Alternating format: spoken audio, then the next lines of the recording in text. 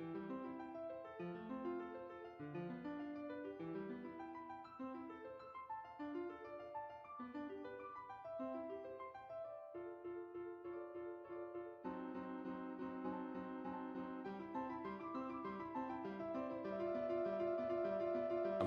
like to call to order the City Council successor agency to the Redevelopment Agency / Housing Authority meeting of June 26, 2017. Would you please rise and join me in the Pledge of Allegiance? I pledge allegiance to the flag of the United States of America and to the republic for which it stands, one nation, under God, indivisible, with liberty and justice for all. All right. I just want to mention that one of my colleagues, Mr. Grocott, is ill this evening, so I don't think he'll be attending.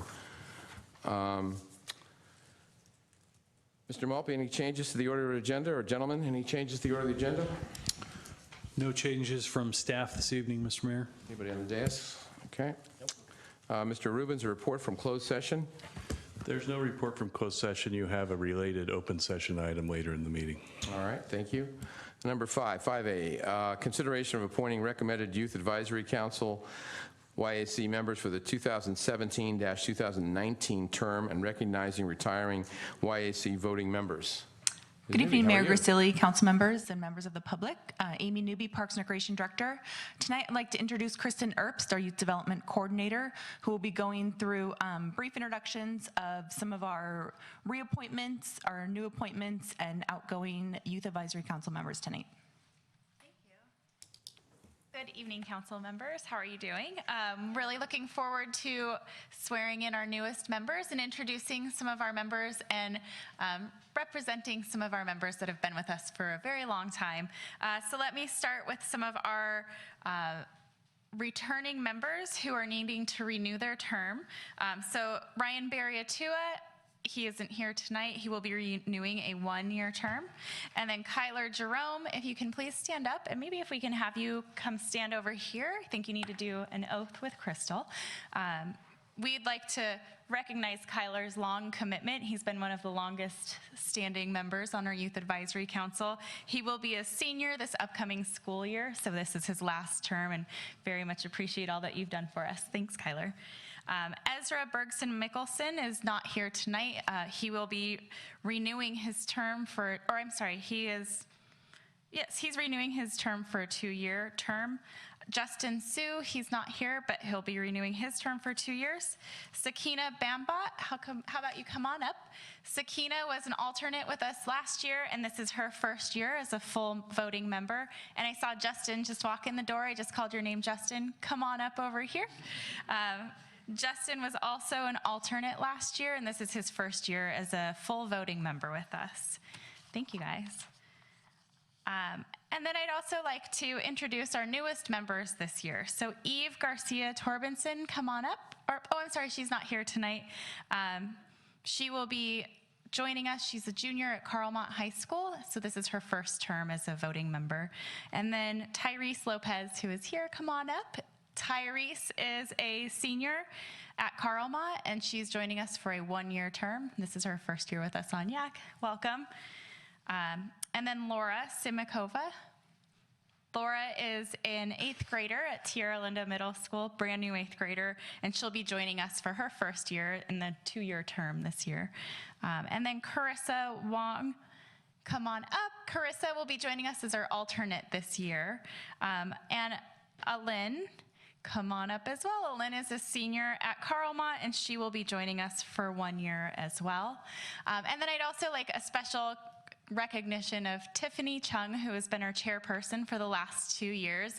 And thank you for supporting us tonight. She's been doing a fabulous job and has 1 year left with us. So she's going into her senior year as well.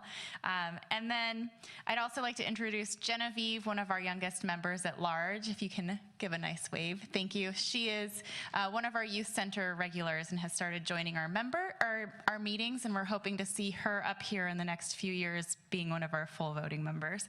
And then lastly, I would like to recognize our retiring members from Youth Advisory Council. These are all our seniors in high school who will be graduating this year. Unfortunately, they're not able to make it with us tonight. I think they've already ventured off into their path of freshmen in college. So I'd like to recognize Nicole Lyon, Maya Abraham-Poor, Emily Hutchison, Matt Erwig, and Kimberly Lane. So they've been with us for a long time, and they've contributed a lot, and we appreciate everything that they have done as well. And then one quick note for your records. It looks like there was a typo on Eve Garcia's term. I did type that she was a 2-year term. She's actually a 1-year term because she is a senior this year. And with that, we would like to have you guys swear in for our new members and our alternates.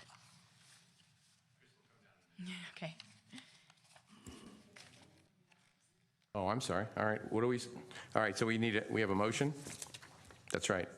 We need a motion to appoint the Youth Advisory Council before she swears them in. Mr. Mayor, I move to appoint the recommended Youth Advisory Council members for the 2017-2019 term. Is there a second? I second. All right, moved and seconded. Any discussion? All those in favor say aye. Aye. Opposed? Okay. Crystal, now it's your turn.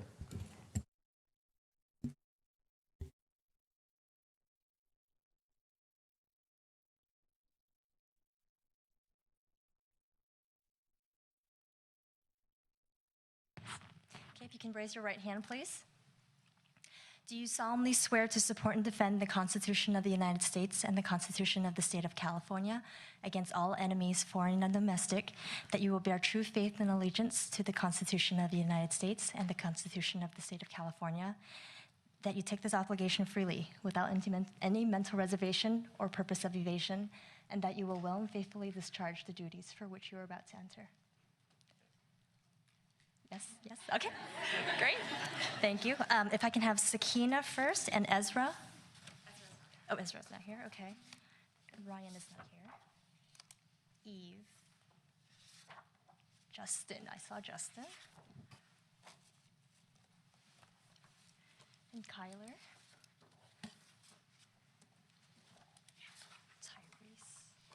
Tyrese is not here. Oh, there you are. Oops, thank you. Alan? Oh, Ellen.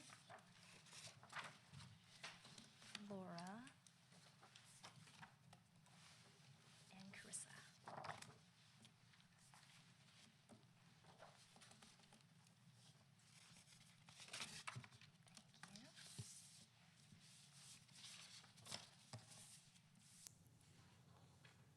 Thank you.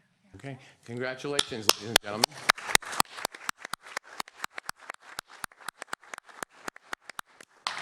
You guys can sit down if you want. I just want to say that you took the same oath that we all took up here. It's something that we take very seriously, and I'm sure you all will too. And I think I speak for everybody on the dais as well as all the citizens of San Carlos, and certainly the young people of San Carlos, to say thank you very much for volunteering. There's nothing higher than public service, and you're starting off doing public service for your colleague, for your contemporaries, and really for the whole city. So thank you very much, and we appreciate it. It's great. Thank you very much, too. Thank you. Yes, wanted to thank everybody and looking forward to a really fun year with you guys, doing a lot of service projects and getting involved. Thank you. Okay. And also thank you to the folks that aren't here tonight and the retiring members also. So thank you very much. You can stick around as long as you'd like, or you can go now, whatever you want. Or you can stick around, it's no problem. I'm not throwing you out. You can watch how government is done here. It's sort of like, well, never mind, I won't go there. Anyway. I was going to say like making sausage, but never mind.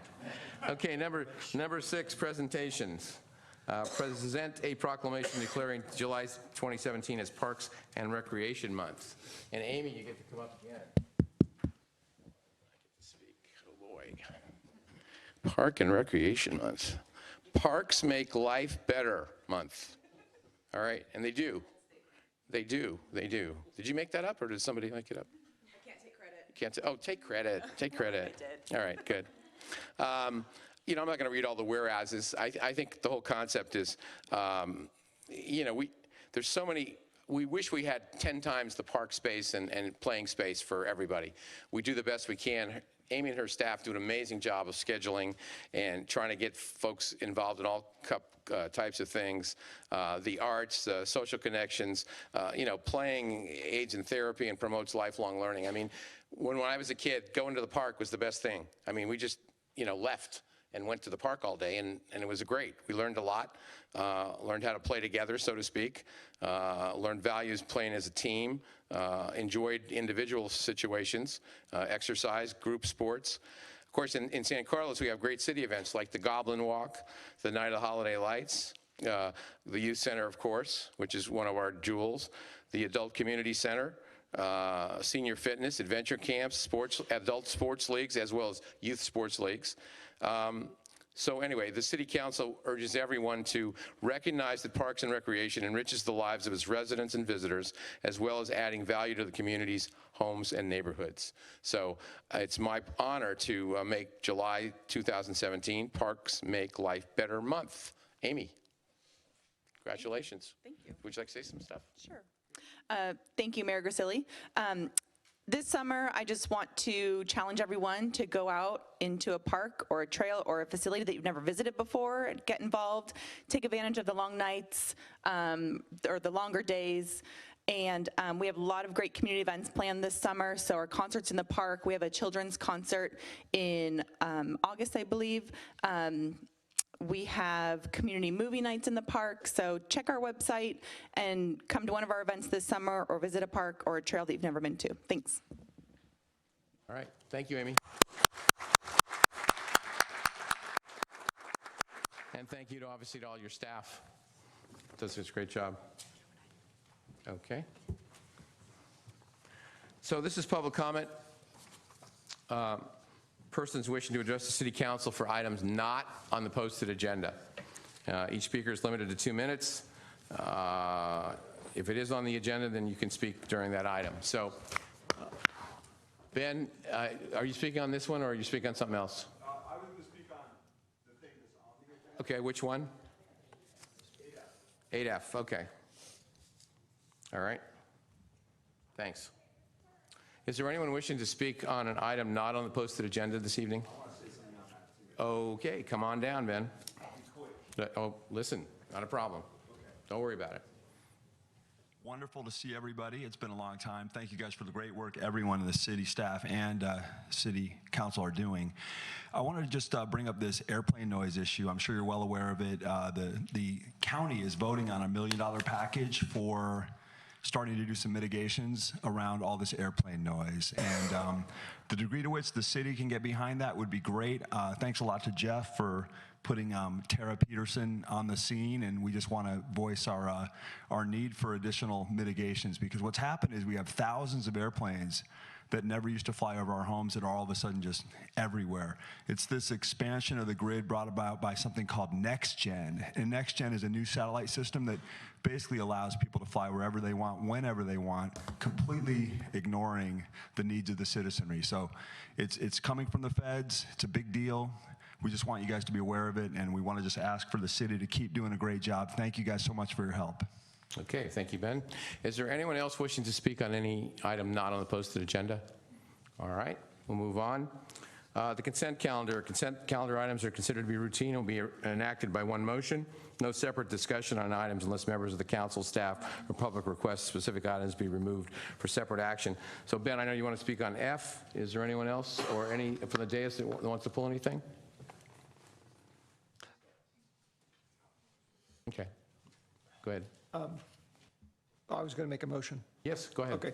Mr. Mayor, I gather Let's hold F out, yeah. I move approval of items 8A through E and 8G. All right. Is there a second? We have an ordinance. Oh, I'm sorry, I have to read an ordinance, okay. Sorry. In addition to that, I Adopt ordinance number 1521, an ordinance of the City Council of the City of San Carlos amending the zoning map to change the site from general commercial/industrial, GCI, zoning district to planned development, PD, zoning district, and approving the associated development plan for the Hilton Garden Inn Hotel project at 1091 Industrial Road, APN 046-151-060. Okay, I'm sorry, was there a second on the motion? Second. Second, all right. Moved and seconded. Mr. Mayor, just for the record, the item G on the consent calendar is a Housing Authority item, just for the record. Okay, thank you, Mr. Rubens, appreciate that. All right. Any other comments from the dais? Otherwise, I'll call roll. Crystal? Councilmember Collins? Yes. Councilmember Johnson? Yes. Councilmember Obert? Yes. Mayor Grisilli? Yes. All right, so Mr. Malpe, do you want to, or someone, Mr. Malpe, do you want to speak to 8F or someone else from the staff?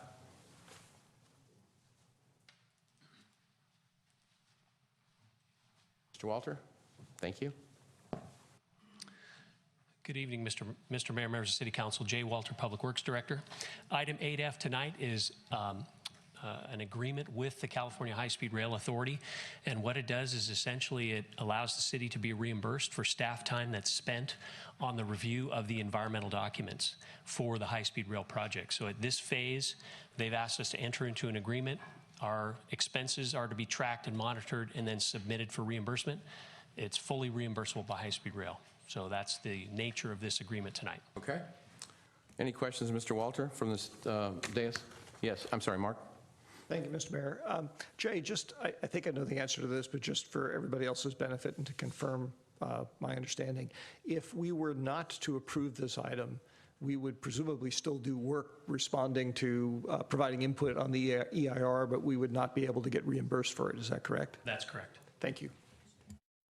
Any other questions? Okay, there are I have two speaker cards. First is Ben Fuller. Okay, sorry. 9A, okay, fine, that's not a problem. Oh, don't worry, no biggie. All right, so I'll accept a motion on 8F, please. Mr. Mayor, I move that we adopt 8F. Second. All right, moved and seconded. Roll call, please. Councilmember Collins? Yes. Councilmember Johnson? Yes. Councilmember Obert? Yes. And Mayor Grisilli? Yes, okay. Moving on, 9A. Reports to council are updates on key city projects by city department heads and staff and city council subcommittees. They are informational in nature. No action will be taken on these items at this meeting. 9A is a report to council on high-speed rail. Mr. Walter. Mr. Mayor, good evening again, members of the City Council. Tonight we have a presentation on kind of the latest status of the California High-Speed Rail Authority and the project along the peninsula. And tonight we have Mr. Ben Traposis, the Northern California Regional Director for High-Speed Rail, and Will Gimple, who's the project manager for the peninsula section. And they're going to present kind of the status of the project, what's happening, and especially as it relates to San Carlos, and then they'll be available to take questions. Great, okay. Okay? Mr. Traposis, you want to come up?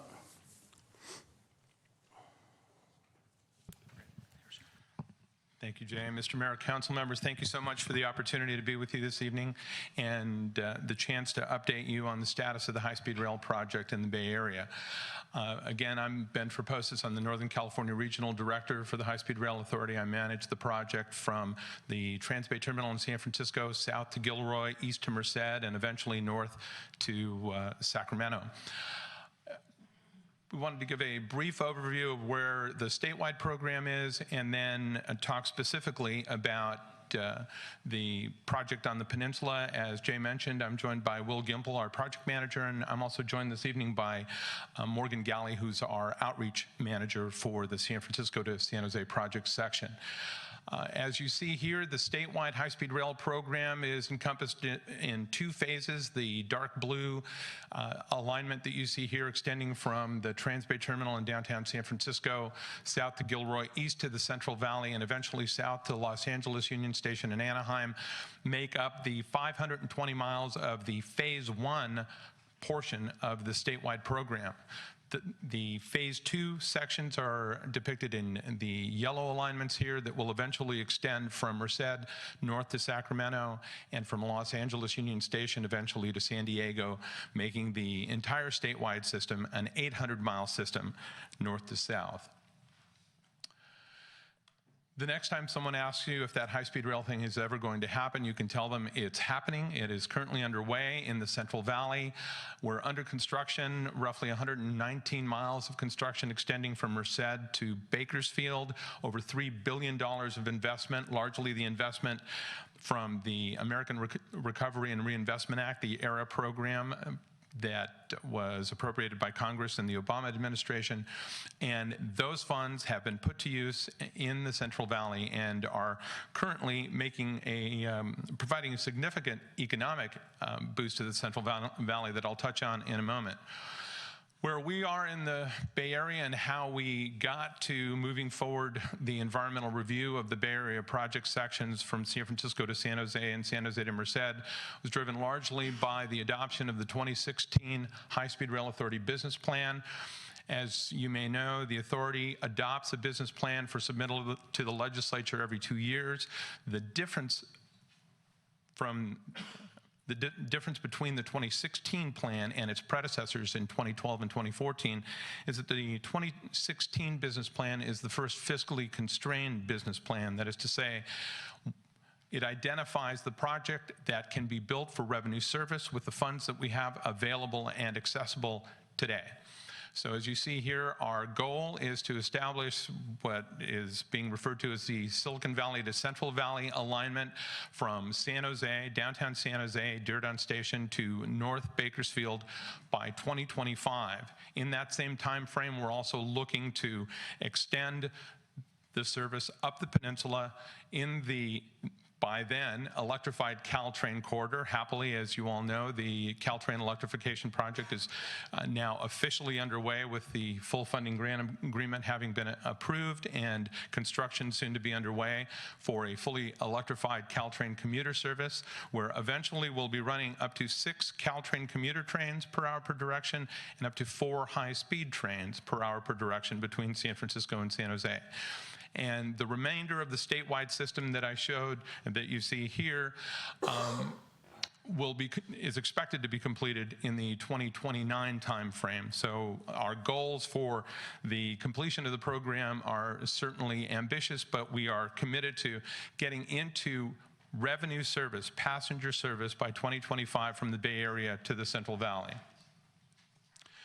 As I said, the construction that's currently underway in the Central Valley has begun to have significant economic impacts. As you see here, the job years of employment in the thousands, the labor income that is generated by the over 1,200 construction jobs that are currently in place in the Central Valley on the construction that's currently underway, providing between $1.3 and $1.6 billion in labor income for the work that's currently underway.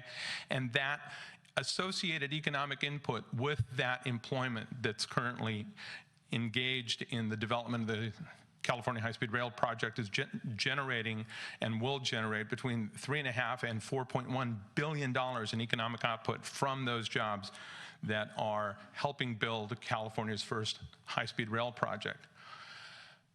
A couple of milestones that I want to touch on here in terms of the investment that the project has made, not just in high-speed rail, but in some of the associated improvements on the peninsula. And it's important to note that while excuse me, the statewide investment is about developing the first high-speed rail system, truly high-speed rail system in the nation. It is also about statewide rail modernization to really engage in improving systems like Caltrain and the Altamont Corridor Express and the Capital Corridors and the San Joaquin trains in the Central Valley to improve those systems, expand their capacity, increase their service, and have them connect more effectively to future high-speed rail once it's constructed. On the peninsula, as you see here, we've committed $713 million in state funds to the electrification of the Caltrain project. $600 million in Prop 1A bonds, excuse me, in Prop 1A bond funds, along with $113 million in state cap and trade funds that have also been committed to the electrification of the Caltrain corridor. And by improving the corridor, increasing the capacity of the corridor, increasing the commute option, helping Caltrain serve those customers that are now well over 65,000 a day on their way to over 100,000 a day, to get as many people as we can off of 101 onto those trains in the corridor is an important investment that the state has made in advance of high-speed rail. At the same time, we've also just completed a funding agreement with the city and county of San Mateo for a grade separation project at 25th, 28th, and 31st Avenues in San Mateo, in the city of San Mateo. The authority is a partner in that investment, Caltrain, and the Caltrain team will be constructing the grade separation project. That grade separation will also be able to accommodate potential future passing tracks in that location. And so what we've tried to do, and San Mateo is a great example of this, is find opportunities to partner with local communities for just these kind of investments that will help improve the development of the corridor and the eventual capacity of the Caltrain corridor. Schedule is an important component of our environmental review, and to date we've been targeting the end of 2017 to complete our environmental review for a whole host of reasons, not the least of which is the capacity of our federal partners to review a very complicated environmental document, as well as significant interest from local communities to have additional time for the community to weigh in on the project, to get a better understanding of the project, to provide their comment and perspective on the development of the high-speed rail project. We are in the process of extending the time to complete the environmental document and to provide additional community outreach. So as you see here, we're in the midst of our design and technical analysis and ongoing outreach. We are aiming toward the identification of a preliminary preferred alternative and the release of a draft environmental document by later this year, and expect to get toward a final environmental document by the end of 2018. We had initially been targeting August of this year for that preliminary preferred alternative. That schedule will be pushed out likely into the fall. We will have a more detailed schedule that we'll be able to share with the council and the community in the coming weeks.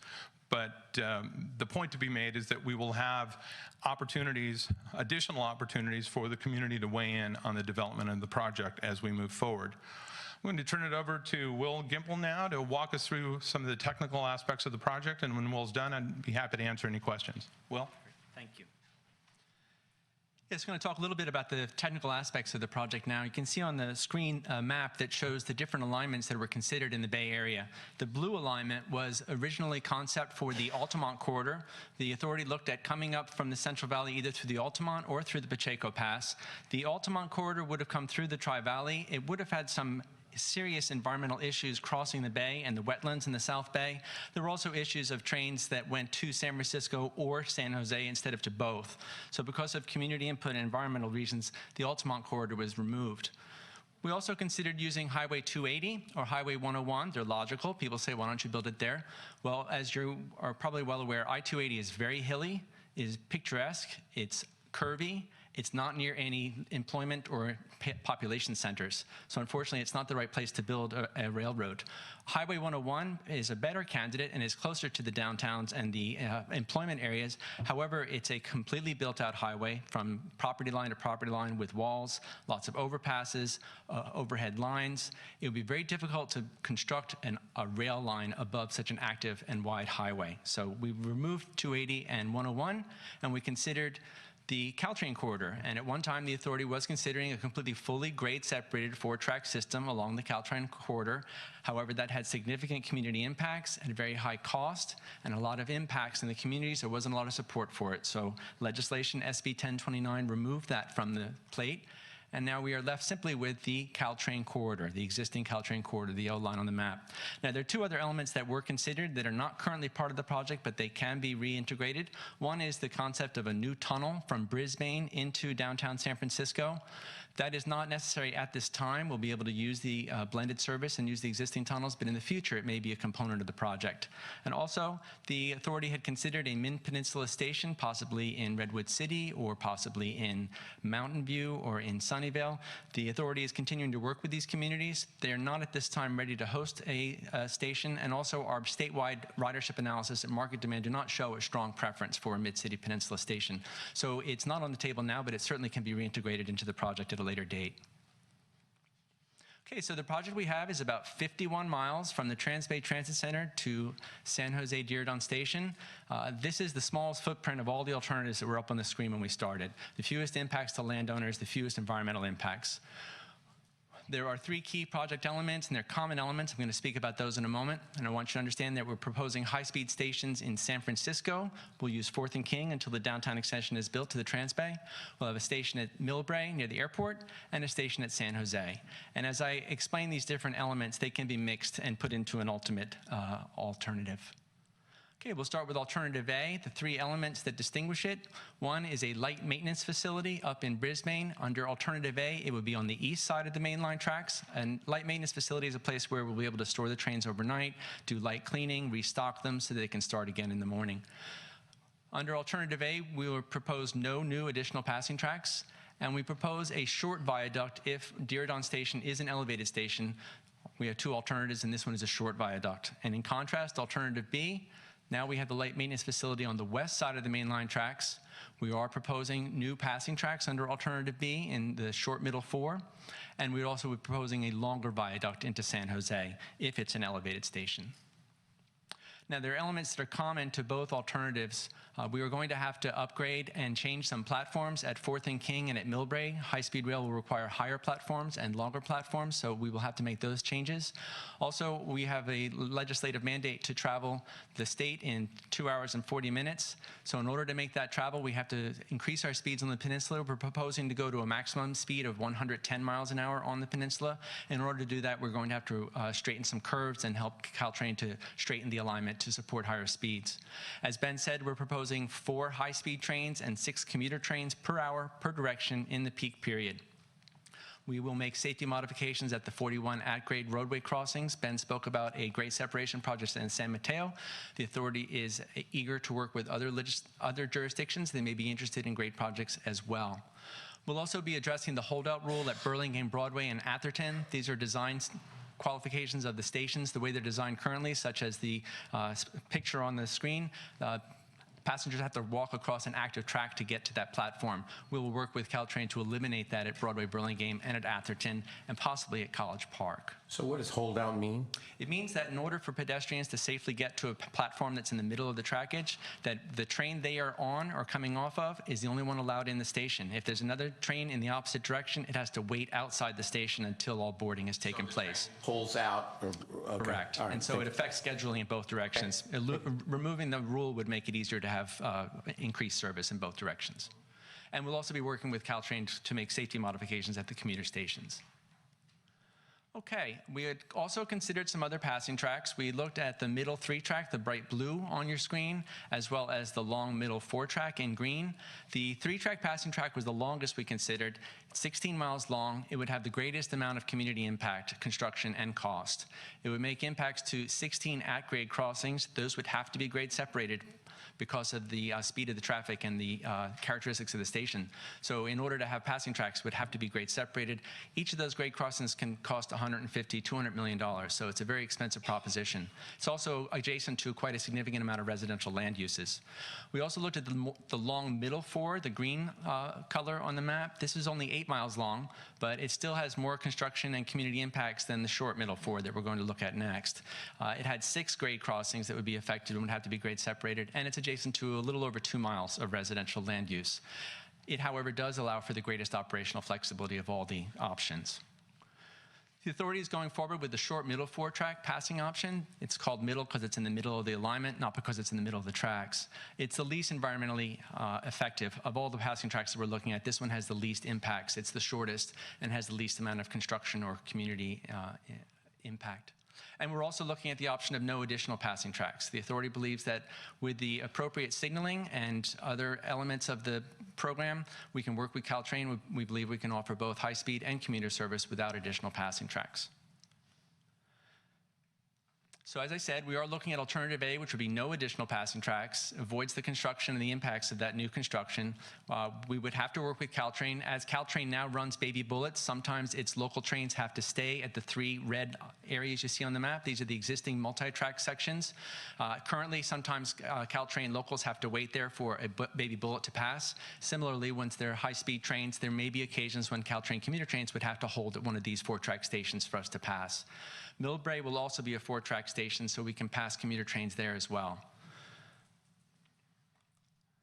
The passing tracks that we're considering, the short middle four, are in about 6 miles long.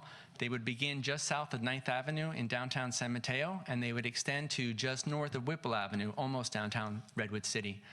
Parts of the alignment that are currently at grade would stay at grade. The parts that are aerial would stay aerial. Ben was speaking about the San Mateo 25th Avenue grade separation project. If we build the passing tracks, it would take advantage of that new grade separation there. However, to have these passing tracks, it will require modifications at Hayward Park, Hillsdale, Belmont, and San Carlos. Now, the passing tracks are a large infrastructure. They have impacts. However, they do offer operational flexibility. There's more flexibility for both operators if we do have passing tracks.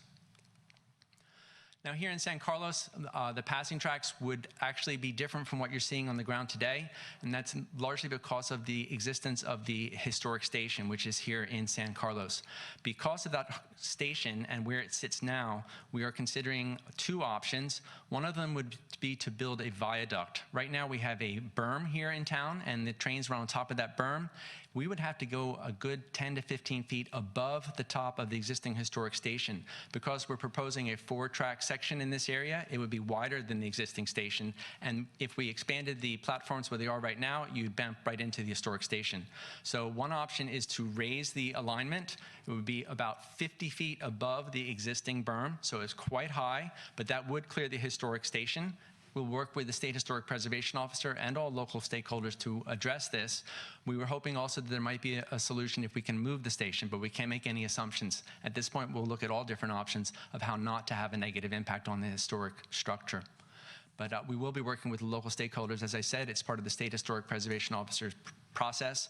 We'll follow that process and work with the community. And we've had good stakeholder engagement. As Ben says, we want to take the time to continue it and to keep our stakeholders engaged. We've had a series of scoping meetings and open house meetings in this spring. We continue to have community working groups, which are made up of about 130 different community organizations in the 3 counties that we serve. We also have the staff coordinating group and the local policymaker group. They're created by Caltrain, and we meet with them every other month to discuss our project. And we have ongoing community activities. If there is a community or a neighborhood or a group that's interested in our project, we'd be happy to come and give you a presentation and talk about our project with you. And with that, I'm going to ask Ben and Morgan to come back up if we have any questions. Yeah. Thank you, Will. And Mr. Mayor, if I could just add, we're joined this evening by Liz Scanlon, Caltrain, the Caltrain JPB's planning manager. And I just want to stress, as Will pointed out, the discussion about passing tracks and no passing tracks and the impacts of the Caltrain corridor are one of our first orders of business as we plan future high-speed service in the Peninsula corridor. And as an investor in the Caltrain electrification project, the state's really mandate, but certainly directive is to ensure that we aren't degrading Caltrain service in any way, that we are partners in the expansion of the service and the improvement of the service, and we're working with Caltrain to ensure that any modifications in order to increase speeds to 110 miles an hour, to accommodate blended service, to ensure that both Caltrain's commuter service and future high-speed service operate in the way that the voters of California intended and deliver the kind of service that we all expect, that it does so in a way that ensures that Caltrain can maintain and expand its newly electrified commuter service at that point. So we're working with Caltrain on an almost constant basis to ensure that we're addressing these concerns. And thanks to Councilmember Collins for his service on the local policymaker group. That's certainly a terrific venue for us, and we thank Caltrain very much for the opportunity to utilize that venue to provide regular updates to policymakers up and down the peninsula and give us another good opportunity to give and get input from the community. So with that, I'm happy to answer any questions that you may have. Okay. Mr. Olbert? Thank you, Mr. Mayor. Thank you for the presentation. As my colleagues know, Ron and I also serve on a subcommittee looking into this whole focused on this passing track issue, and we've had a number of discussions with staff, and there have been a number of meetings between staff and HSR team and staff and the Caltrain team. If it's okay with the dais, there were a number of questions that came out of those review discussions that we had that I wouldn't mind. I think Jeff has them as a PowerPoint slide, having them put up and having the HSR and Caltrain people respond to them. Sure, let's do that.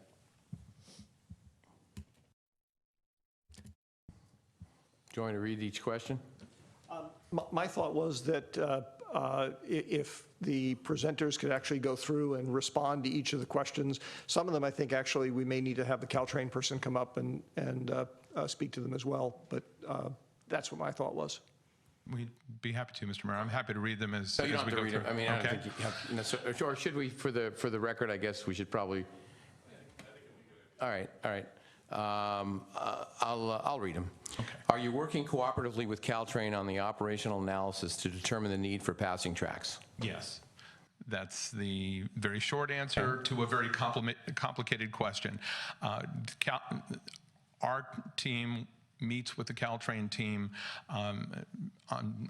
we're at almost a weekly basis, certainly a bi-weekly basis. We have an infrastructure working group that allows the technical staff members of both the JPB team as well as the high-speed rail team to drill down into the very challenging issues that we face in developing blended service along the peninsula. So the answer is yes, and that's going to be an ongoing exercise to ensure that Caltrain's needs and future service needs with electrified commuter service are being addressed while we're trying to accommodate future high-speed service in the corridor. Okay.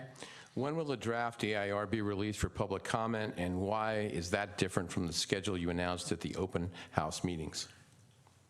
We're, as I mentioned in my earlier comments, Mr. Mayor, we are working on finalizing an updated schedule for the release of the draft environmental document. The reason for the change in that is that the complexity of the project extending from San Francisco to Merced, 123 miles of right-of-way where there is virtually not 3 feet, where there isn't a very square peg trying to fit into a very round hole. We have among the more urbanized sections of the statewide high-speed rail program, so we are faced with a very complex environmental review effort. As a result, our federal partners at the Federal Railroad Administration, the Environmental Protection Agency, and the Army Corps of Engineers, who are all federal reviewers of our environmental document, have their own capacity challenges in reviewing the document, making comments, responding to comments, and completing their requisite oversight of the environmental document. That has led to requests from them to provide additional time for that review. And as I mentioned, we've also received significant feedback from local communities from San Francisco all the way to Merced, asking for additional time for the communities to weigh in on the various alternatives that we're looking at. Okay. Are you going to include a complete evaluation of the other passing track alternatives, north, middle, or south, 3 or 4 lane, as part of the EIR? At the moment, as Will pointed out, we are looking at the short, middle 4-track option and a no passing track option. We have determined through significant analysis, as Will pointed out in some of the history of the alignment, we've been looking at the corridor for almost a decade in terms of the potential for service, independent service, and since about 2009, blended service in the corridor. The goal throughout has been to minimize the impacts of the high-speed service on peninsula communities. The development and the move toward blended service is really an outgrowth of that necessity and that desire on the part of local communities to try and minimize those impacts. In our analysis, the long middle 3 and the long middle 4 that Will alluded to have significant impacts to the local community without, based on our analysis, significant benefit for the overall operation of the system, which is why we landed on the short middle 4 and the no passing track option for the review. Having said all that, we are continuing to work with Caltrain staff to ensure their operational concerns related to the alternatives that we're looking at are addressed, and together we hope to land on a solution that will accommodate both electrified Caltrain service and future high-speed service. Okay. How many high-speed rail trains can operate per hour without passing tracks and with passing tracks? A study completed by the Caltrain team in 2012 determined that up to two high-speed trains per hour per direction could operate without passing tracks. Our analysis, our operational analysis and evolving operational analysis suggests that we can do up to 4 high-speed and 6 Caltrain commuter trains per hour per direction at peak without the utilization of passing tracks. Again, we're working with the Caltrain team to ensure that we're addressing all the concerns associated with that kind of an operation, to ensure that our math matches their math, that we are looking at the same outcome, that their service is not degraded in any meaningful way, that Caltrain... You're working with them. I get it. Okay, I get it. With passing tracks. Forgive me? How many high-speed rail trains can operate per hour with passing tracks? Certainly 4 per hour per direction with passing tracks. I didn't mean to interrupt you, but I understand you're working with... Just trying to be thorough. I know, I understand, but you're working with Caltrain on all of them, so that's great. Through the chair. Yes. Would the Caltrain representative support that as well? That I think the number, Ben, you talked about was 4 high-speed trains and 6 Caltrain systems, trains per hour?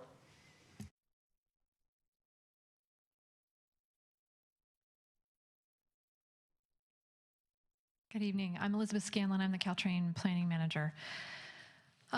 This is a very complex topic, and we are currently, I think, a little bit in disagreement with the authorities' position about passing tracks on the Caltrain corridor. And what we're trying to work through is the underlying assumptions that go into all the work, which is very complicated. Signal systems, it's train operations, it's a whole kind of mess of things, and we're trying to pick apart the assumptions that we used in our analysis in 2012, which showed that when you layered in the 3rd and 4th high-speed train, there was significant delays to Caltrain service. So the notion of no passing tracks is something we really are trying to dig in on the underlying assumptions to that, because it assumes some things in our service and their service that we want to ensure that we understand. So we're still trying to kind of tease out bad assumptions in as bad output out. And so we're trying to make sure that what has been assumed in the analysis the authority did is something we can kind of live with, because it's very different than what we came up with a couple of years ago. So I think that what we're hoping to do is continue the planning work around passing tracks. We have asked that the 4 alternatives be included in the EIR so that there's full disclosure to the communities about the range of alternatives available. We don't necessarily agree that or we haven't seen enough to show that the benefits outweigh the impacts with the long middle 4 and the long middle 3. So We've engaged with the authority to try to continue to work through this so we can come up with a good operational plan to form the basis of the infrastructure improvements in the corridor. We're actually also engaging with California State Transportation Authority to help us with that planning so we can come to a good conclusion and it doesn't preclude good, robust Caltrain service or good, robust high-speed service by shortchanging the infrastructure that we envision. So the answer is they don't know yet. Okay. That's good. a long way of saying we don't know yet. I know that. That's Mr. Right. Mayor, sorry. Okay, thank you. Number 5, are you planning to include the passing track operational analysis with Caltrain in the draft EIR? Almost certainly, I would think at that point. We'd be happy to tout it at that point because it'll provide us with some answers. Okay. If the High-Speed Rail Authority and Caltrain cannot reach agreement on conclusions of the operational analysis, how will a decision be reached on the selecting of an alternative? Liz and I are arm wrestling. Okay. As I mentioned earlier, the state of California and the authority is an investor in the improvement of the Caltrain commuter service. We recognize Caltrain as the owner of the facility that has complete control of the operation of their system and their facilities. So we are very respectful of that and deferential to that, and our expectation is that we will together reach a solution. We've been able to land on outcomes for a whole host of challenges that we've faced to this point. This is just another one. But again, let's assume the worst. Who has the final call? Caltrain, they own the facility. Okay, fine. Thank you. Do I have any more questions here? Yeah. Did you create a visual simulation of the viaduct and the passing track alternative through San Carlos that shows its true height in comparison to the current berm? Not yet, but as we move more closely and get more community input as the process moves forward, we will create visualizations that will give the community a better idea of what it might look like. The rendering you saw tonight is strictly an identification of what a viaduct is, because a lot of folks don't really understand what that means. Since I saw Groucho Marx's movies, I know what a viaduct is. So, but anyway, viaduct. By not a goose. So but you estimated the true height's going to be. I mean, again, you estimated it might be 50 feet higher than the berm. Yes, sir. Okay. Is the cost of removing the existing berm and underpass structures in San Carlos included in your estimate for the passing track alternative? Well, yes, it is. Yeah. Okay, great. Thank you. How will the passing track alternative through San Carlos be constructed, given that the area next to the tracks now has the transit village and the transit center in place? It will be a very complex process, but as Ben has said, we have a lot of challenges in the urban corridors in this part of the state, but it can be done. You can use work with the Caltrain owners to get time on the railroad. If you have to do it after hours, just as the electrification project, you have to work different windows, but that's how it's done. Or you can build a modern railroad from the existing railroad. You won't necessarily have to get off site where the transit village is. Okay.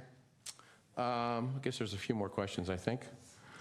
Are you considering moving the historic train depot as part of any project alternative? As Will pointed out, that's certainly something we'll investigate. Okay. How far will the San Carlos Station platforms and the passing track alternative extend over Old County Road? Any estimate of that? Yeah. Less than 3 feet? Yeah, it's about All right. Which San Carlos community groups will you be meeting with to discuss the project? Any of them that would like to talk to us. I say virtually wherever I speak, where 2 or more are gathered, we'll come and talk about the project. All right, thank you very much. So questions from the dais, Mr. Collins? I'm sorry, Mark, are you finished? I'm sorry, go ahead. Actually, I was going to say thank you very much, Mr. Mayor. I do have a couple of other questions, but no, I'll defer to somebody else All right, first. Mr. Collins, and then we'll go back and get it. Thank you, Mr. Mayor. Just a few. When you and I talked many months ago, I asked about the passing tracks along the berm. And one of the comments you mentioned to me was that you would fill in the sides of the berm to create a third track. And I didn't really like that at the time. But now that I see this 50-foot high viaduct, that seems like a pretty good alternative. And I'm just wondering why that has sort of disappeared in the discussion and why we have this viaduct proposal, which I have a strong feeling that there are some members of the community, perhaps in the audience tonight, that really aren't going to like it, and myself included. I mean, you do realize how high that is if you add that to the berm. I realize that by the time that's done, I certainly won't be on the council. I'm not sure if I'll still be alive, but you have to know that that is an incredibly disruptive option to this community and to Belmont and to Redwood City and, you know, any other cities that are going to be affected by it. So, but I want to come back to my question about why that 3-track alternative is sort of dropped out of the discussion when it may be one of the best alternatives. Thank you, Councilmember. First, Will could perhaps elaborate on it a bit, but the short answer is that the impacts to County Road were so significant in terms of as a result of expanding the berm, that's what moved us toward looking at a viaduct. You're exactly right that a viaduct in any location is a significant piece of infrastructure and has significant potential impacts from a visual and aesthetic and acoustic standpoint that we'd have to mitigate, which is why we're working so hard with the Caltrain team to determine whether or not we can operate blended service without the necessity for passing tracks.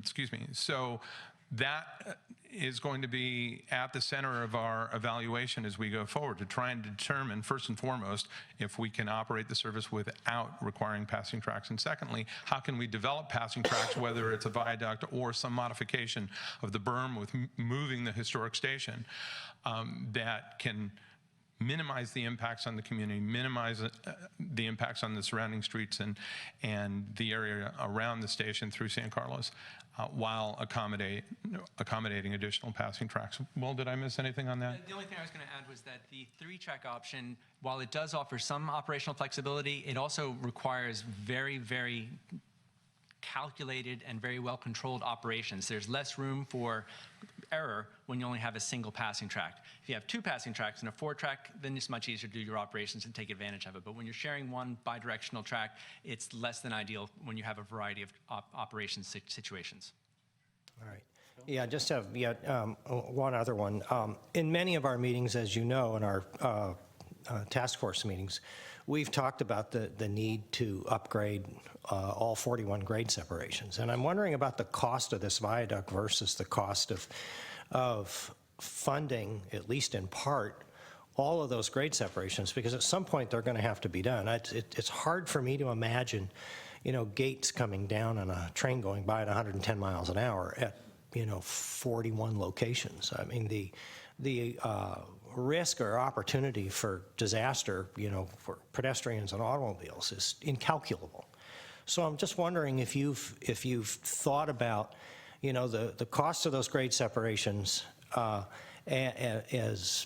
when compared to, you know, putting this viaduct, which I assume is going to be what, San Mateo to, what was it, Redwood City? I mean, it's just north of Whipple, so roughly a 6-mile section. So as Will pointed out, all of the crossings in that 6-mile section will be fully grade separated. As you are well aware, Council Member, the remaining 41 grade crossings along the corridor, as Will pointed out, the average cost being between $150 and $200 million per crossing. We're looking at about a $5 billion investment. It is a little bit of an apples and oranges comparison. The passing tracks are intended for one outcome. The grade separations are really to improve safety and accommodate or minimize, rather, traffic impacts in the local communities. From a safety standpoint, our initial investment will be, as we've talked about many times, the development of 4 quadrant gates at each of the crossings and completing Caltrain's fencing program along the entire 51-mile corridor. That, in and of itself, doesn't solve the grade crossing problem, but we hope it at least improves the safety condition at each of those crossings. As we've expressed in San Mateo, we're willing to work with as many of the local communities as possible who are interested in modifying their grade crossings and looking for opportunities to partner on completing those grade separations. Some of them are hugely complex. Certainly Broadway Burlingame is a very complex, large grade crossing, but there are also much smaller ones where you virtually have one crossing a block apart from another in in multiple locations and having to reevaluate the ability to complete a grade separation in those sections. In downtown San Mateo, for example, 1st to 5th Street, the only way that you could grade separate all of those crossings would be to have an elevated, to really raise the rail line and have the roads go underneath the elevated rail line, just because of the proximity of those crossings, the number of driveways that are associated with it, and the like. So each grade crossing has its own challenges, and it's impracticable for the authority to pursue those grade steps, and it would be, in fact, an investment over and above anything that any investment we'd make on a section of passing tracks. So it really isn't an either-or proposition. If we needed passing tracks for the operation of blended service, we'd have to do that whether or not we pursued grade separations at any of the rest of the crossings. In the end, I agree that the best solution for the entire corridor is to have it be fully grade separated, but that's just something we're going to have to pursue over time. In Santa Clara County, for example, there is over $700 million in local measure money that's been committed to Sunnyvale, Mountain View, and Palo Alto to pursue grade separation projects in those communities. We'll certainly look to work with those communities, if possible, on those grade separation projects. And as we've done in San Mateo, we're happy to talk to others about the possibility of doing that as well. All right, thank you. Mr. Johnson? Thank you. So just so I understand, and I've been not as focused as some of my colleagues on this project, the need for passing tracks, as it's been explained tonight, is based on the fact that we don't want to degrade Caltrain service. And to some degree, it's based on your projections on the demand for high-speed rail. Is that right? Because if you're running fewer trains per hour, presumably you could, manage a service without passing tracks, without having a big impact to Caltrain. Is that the right way to think about it?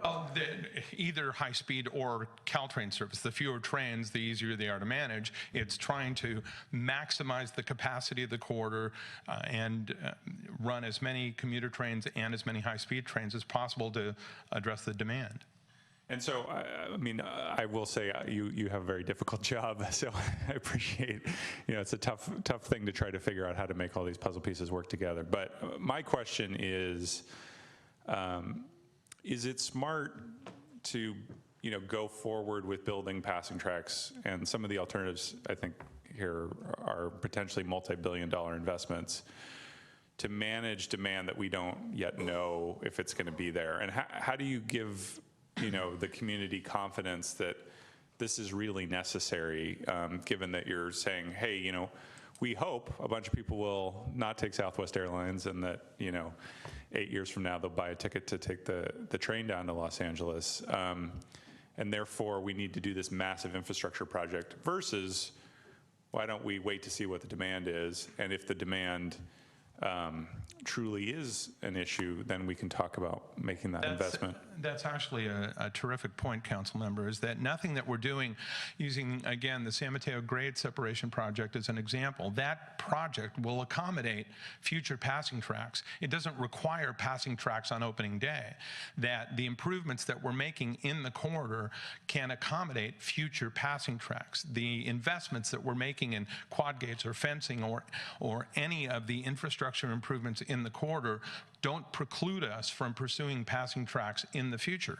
And we're looking at the solution, looking for an operational solution in one of two ways, and that's where we're working with the Caltrain team, is that there's an opportunity for an infrastructure solution where building passing tracks and more facilities facilitate the operation of the system, or looking at operational improvements with improved signaling and operational improvements in the corridor to better manage your train fleets. So we're trying to determine which of those approaches allows Caltrain to run its then fully operational commuter service in an unfettered manner, as we bring high-speed service into the corridor eventually. And that's what we're trying to land on. So we're looking at both perspectives. But to your point, nothing that we're doing in the corridor in advance of passing tracks eliminates the ability to construct it.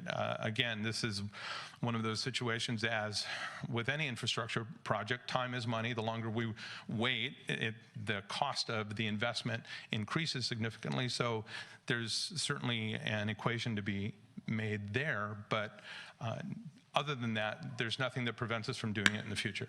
Okay. And then one last follow-up then.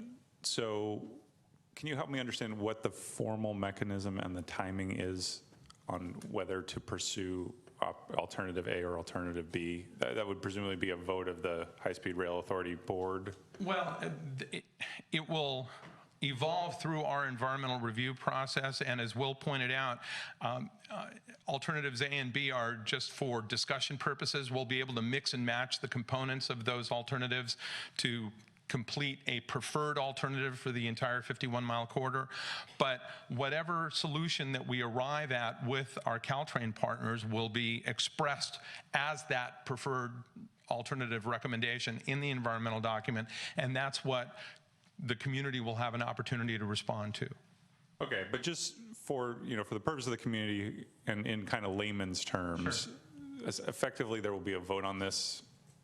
I mean, you guys are building towards something that would go to your board, and that would happen this year, next year, or some point in the future. Our hope is, based on our revised schedule, that we'd be able to get to that recommendation by the end of next year. We will make a recommendation to the authority board. The authority will either accept that recommendation or direct us to do more work, but assuming that they accept that recommendation, it will move forward for final approval by the FRA and our other partners, and then we'll move toward design and building of the facilities. Okay, and does that require a vote of the Caltrain board, or is this?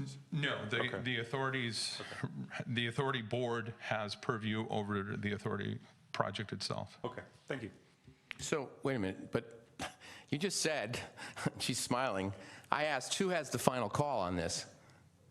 You said Caltrain. On passing tracks. He asked about the environmental document. Okay, all right. The environmental document is our responsibility. Rephrase. But we can't get to that recommendation until we've resolved our approach on blended service. Okay, sure. But the vote that you're talking about that you're hoping to get to at the end of the year, that would be a vote on passing tracks?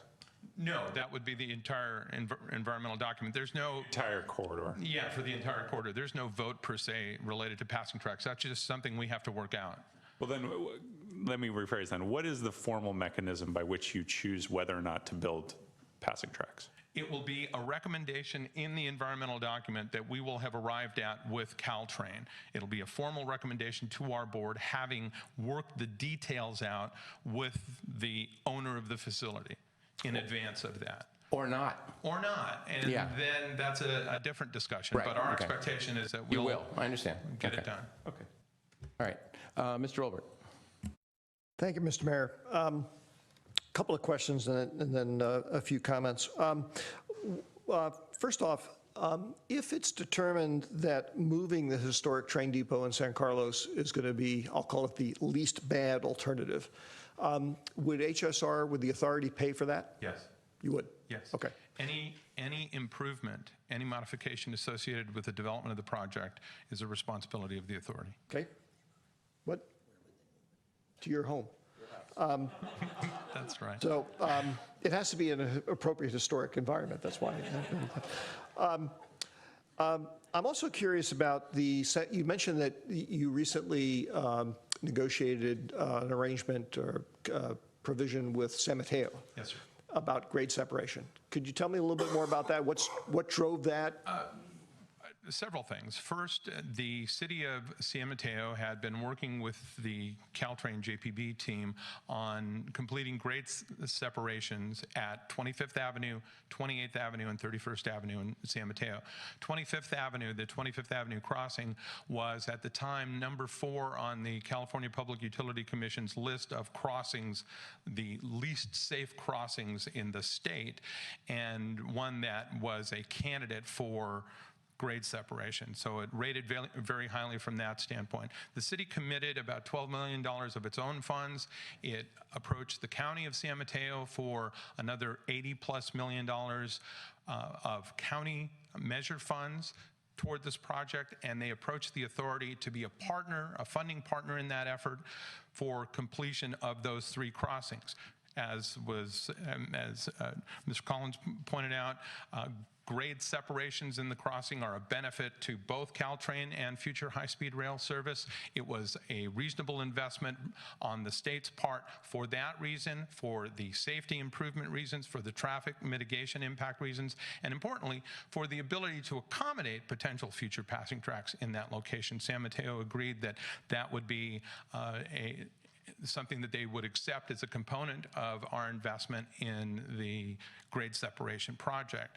So it fit a whole number of categories that made sense. So it made much more sense for the authority to be a partner in the development of the grade crossing than to, at some point or at the moment, bear the burden, the entire burden of paying for those grade separations.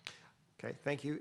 If the historic train depot in San Carlos was relocated someplace, I don't know where, not to Ron's house, yes. What does that do to the height of the viaduct that you need to plan on building? Our goal is, and correct me if I'm wrong here, Will, but the goal is to move it out and reduce the overall height of the facility. Right, how far? We'd have to evaluate that. I don't know that we can. Be closer to where the berm is now. Yeah. We wouldn't nearly have to go up 50 feet like that. Without the station there, we could be much closer to where the existing berm is. Okay. The reason I'm asking that is because, I mean, in all honesty, it seems to me like that is not only something that should be studied, but it really needs to be the main line, okay, for lack of a better term. Couple of comments that I want to make, and we saw some evidence of this here tonight, and I understand how complex these situations are. I think, as one of my colleagues mentioned, I don't envy your job at all. But one of the things that's been difficult for us is, as meetings have unfolded with Caltrain and with yourself and the HSR team, we get told different things. And we get told different things, you know, not necessarily on a span of months even, but it's kind of like we meet with one group one day, and then 2 days later we meet with the other group, and they go, well, no, what those guys told you is wrong, okay? First off, there'd obviously be a lot of benefit for you guys to kind of get your act together, okay? Secondly, to me, it seems a very strong argument that this, bringing forward the EIR at this point, this is the wrong time. The situation that you're looking to study hasn't been cooked and consolidated enough to actually have a very clear set of parameters under which you can define what it is that you need to study the environmental impacts of. I mean, you can always do an EIR, right? I mean, you just have a bigger envelope and look at more alternatives, but it becomes not only less meaningful, but it also really freaks out the communities. So I appreciate your thoughts on what's rushing this. I mean, why not take another 6 months, 12 months? I can't imagine it would take longer than that, because I know you guys are so focused on it, to kind of nail these things down and then go forward with the EIR. Well, first, as I mentioned, Councilmember, we are taking additional time. We are looking at we are revising the schedule. We are looking at committing more time to the analysis and to community outreach and opportunities for community input. So we are doing that. To your earlier point, we are working very hard with the Caltrain team to ensure that we are both on the same page. That's just something that we are both equally committed to, and we will work as long and as hard as we need to arrive at a consensus about an outcome, because it's foolish for us to do anything other than that. So we're committed to doing that, and we expect a positive outcome. What's driving the effort is the people of California have had an expectation of a high-speed rail system that was initiated by the 2008 bonds that were passed. And it's our mandate to try and deliver that. And as much as any infrastructure project, this effort is very much an expression of the adage that time is money.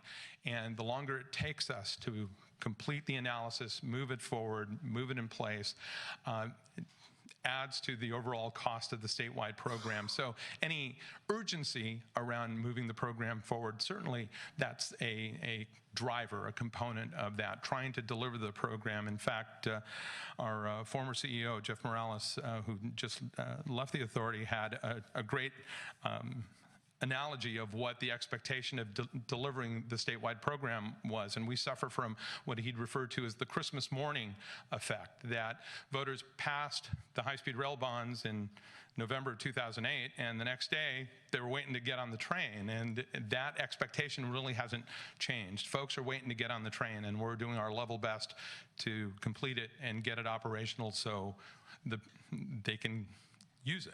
I can, just last comment, I can certainly appreciate that, although the observation I'd also make is the less gelled something is, the bigger and stronger and broader political and legal opposition you end up running into, which then increases your costs and delays things for other reasons. That's a fair point. And you know, I can't tell you where the sweet spot is. I'm glad to hear you are planning on taking more time. Frankly, I think if there was a way to almost pull back from the EAR thing until you've nailed this stuff down and then bring it forward, and perhaps you will by that point have resolved issues like, well, yes, we can move the train depot. That's what we're going to study. So now all of a sudden the environmental envelope isn't 80 feet tall, it's 15 feet tall. That's a dramatic difference, and it would have a very different reaction in every community that's going to be affected by the passing tracks, including ours.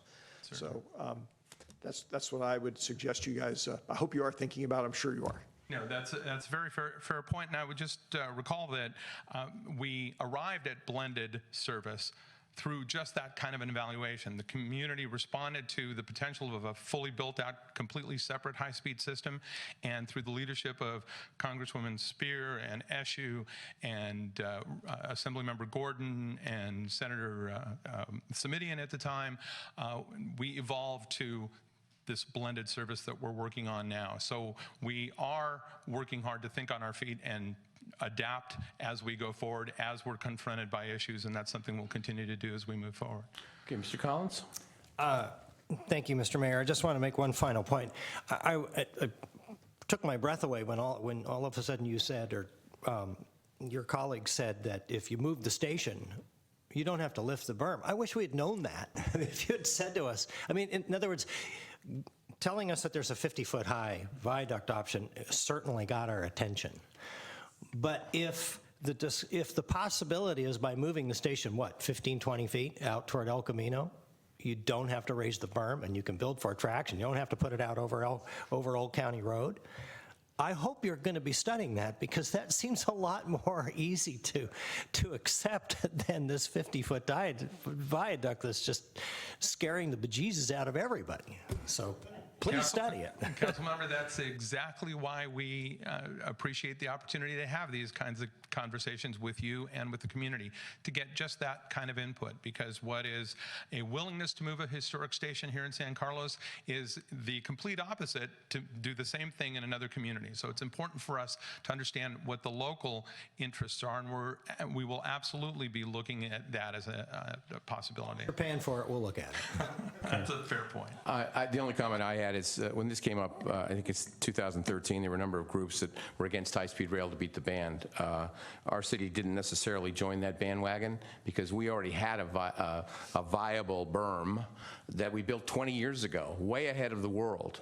Our leadership at that time was light years ahead of everybody else. And now to have something come in, and again, you guys are in an unenviable position, believe me. I wouldn't want to be in your shoes and say, oh, by the way, great to be so far ahead of the curve, and now we're going to tear it down and do something else. I think you can appreciate some of the frustration. But anyway, we do have some speakers here, and thank you for your comments and your questions. I want to let them speak. I would ask the speakers that are coming up, we've tried to be respectful in our comments to these folks. They're in a terrible situation. If we can be respectful and show how San Carlos can still ask a tough question, be respectful, I'd appreciate it. Ben Fuller, followed by Sam Hertzberg.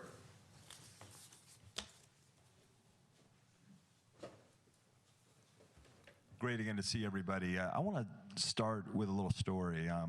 We got a guy in the audience here, Al Sabay, and he made a journey to Sacramento after walking the neighborhood with us, about 7-8 years ago. And he found some funding for a project called Eastside Connect. And Al, and the city council and Jeff and Jay and everybody should get a lot of credit for that, because you guys helped connect our neighborhood to the rest of San Carlos. Then a guy named Jay Walter, who's also in the audience right there, he took over and he built Eastside Connect, and he called it one of the most complex projects he has done. It was extremely difficult to pull out all this undergrounding and create this new sidewalk and this kind of new lush area that connected our neighborhood to the city.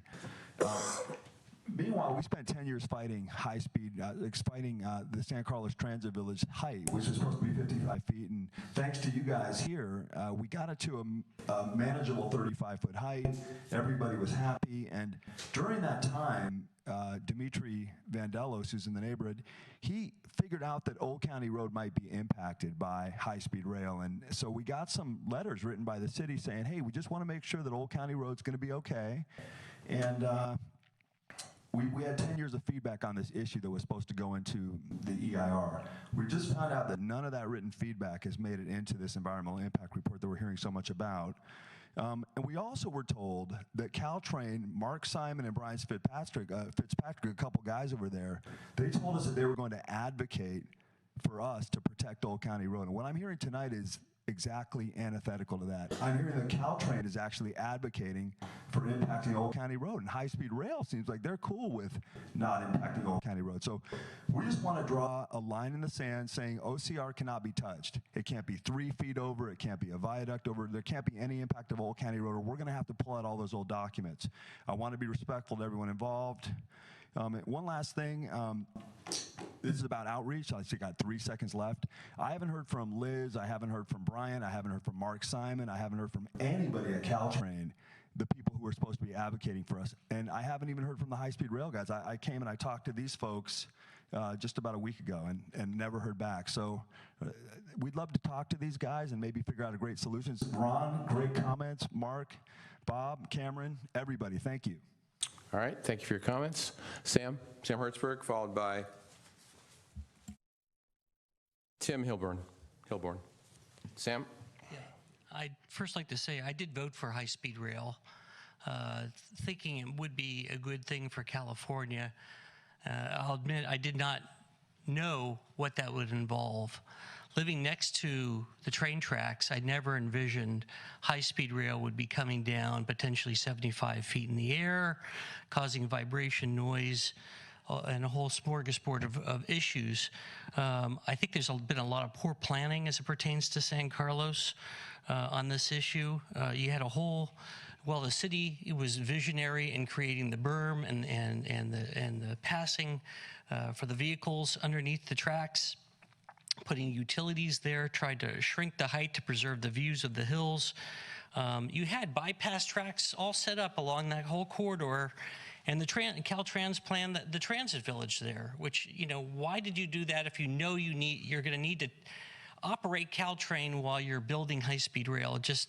It's kind of mind-boggling, because that was back in 2008 when this passed, and everybody knew that this was a reasonably foreseeable project. The last 8 years, there's been a lot of dialogue and fits and starts about context-sensitive solutions by high-speed rail, wanting to be sensitive to communities.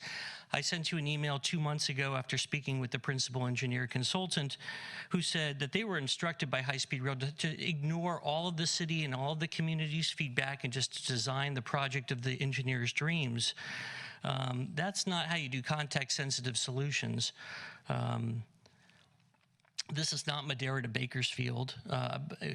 This is a high urban area. We have values on our neighborhood of $1.6 million for our single-family residences, recent sales. There's been no public hearings on high-speed rail in the local communities that are affected by bypass tracks. And there hasn't been any public outreach, even since the dialogue happened several months ago. You're talking about tearing down a multi-million-dollar berm that the city built, preserving views with the utilities. And I agree with you, Bob, about, how many grade separations do we need on the peninsula? We already have enough deaths with Caltrain, accidental or people committing suicide. We sure don't want to have that at 110 miles per hour, more of those types of situations. If you're going to build it safely, do it as least impactfully as possible, and would really appreciate a lot more sensitivity to San Carlos and community concerns. Thank you. Thank you, Sam. Tim Hilborn, followed by Dimitri Vandellis. First of all, thank you to the City Council and HSR and Caltrain for coming out tonight. I feel all this is a moving target, kind of to touch on what Mark Olbert was saying, Councilmember Olbert. There's a lot of things here, going from even the ticket prices of what people are going to be paying to ride this train. A friend of mine who's a pilot for the airlines, the CEO of one of the airlines, said their biggest competitor are actually the buses, not the other airlines. So you know, we don't even know how much ticket prices are going to be. Every month it seems like they're going up. It's a huge moving target in relationship to the EIR. Caltrain and HSR, you guys really need to get your act together. Again, to what Mr. Olbert was saying, we need to know this stuff prior to any kind of EIR going on. So really, you guys need to come together and get that figured out. I think to Cameron Johnson's point about wait and see, again, it's a moving target. We don't know what's going on. Why put in a huge viaduct when we really don't know what the ridership's going to be? The 3-track proposal may work.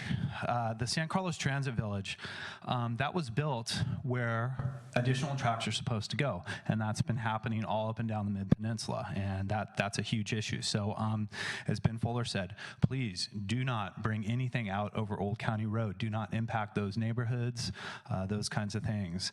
The Holly Street car housing, one of my concerns is, I know you guys were talking about moving the depot. What about the Holly Street underpass? If you add 2 tracks one way or another, is that going to give it enough clearance? So I actually would like to see that addressed, or somebody address that tonight. Trains at 110 miles an hour, I just don't get it. We are a very sensitive use issue all up and down the Mid-Peninsula, and I'd like to have that looked at. Lastly, I'd just like to urge the city to combine with Belmont and San Mateo and Redwood City and really come together with the best alternative possible, which I would recommend Alternative A, no passing tracks. Thank you very much. Thank you for your comments. Dimitri Vandellis, followed by Scott Marsters.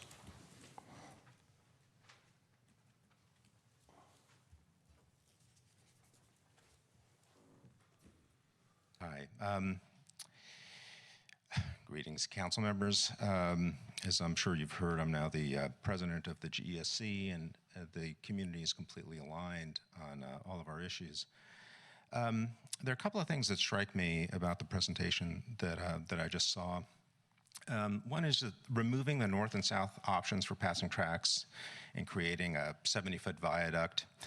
High-Speed Rail Authority and Caltrain Joint Powers Board are really moving the goalposts from something completely unacceptable in the hopes of getting the city to accept something truly terrible.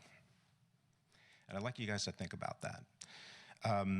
Councilmember Johnson stated that why do passing tracks without a real need? I think that's a very important point. No passing tracks needs to be the highest priority or alternative. I was here when the berm project was proposed and built. And the city residents voted to keep the berm at 10 feet or 12 feet maximum to preserve our views. The community voted and the community spoke. A viaduct is simply not an option for San Carlos. And frankly, any grade separations needed are the ideal location for the possibility of passing tracks. We built that berm, we lived through that construction project. We are not going to accept another construction project. And Mr. Grisilli, with all due respect, you know, the visionary thing perhaps might have been thinking about more tracks, you know, but you know, we are where we are, right?